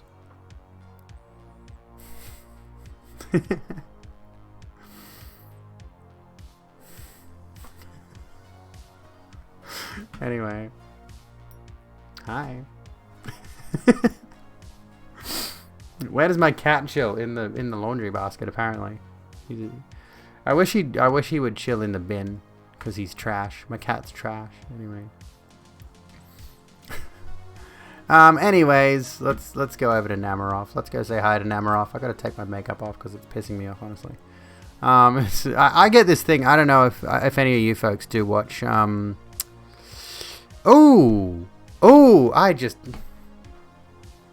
I got some very poggers news just now in my Twitter DMs. So I think I told you recently that in response to the Texas anti-abortion bill, there was a shirt,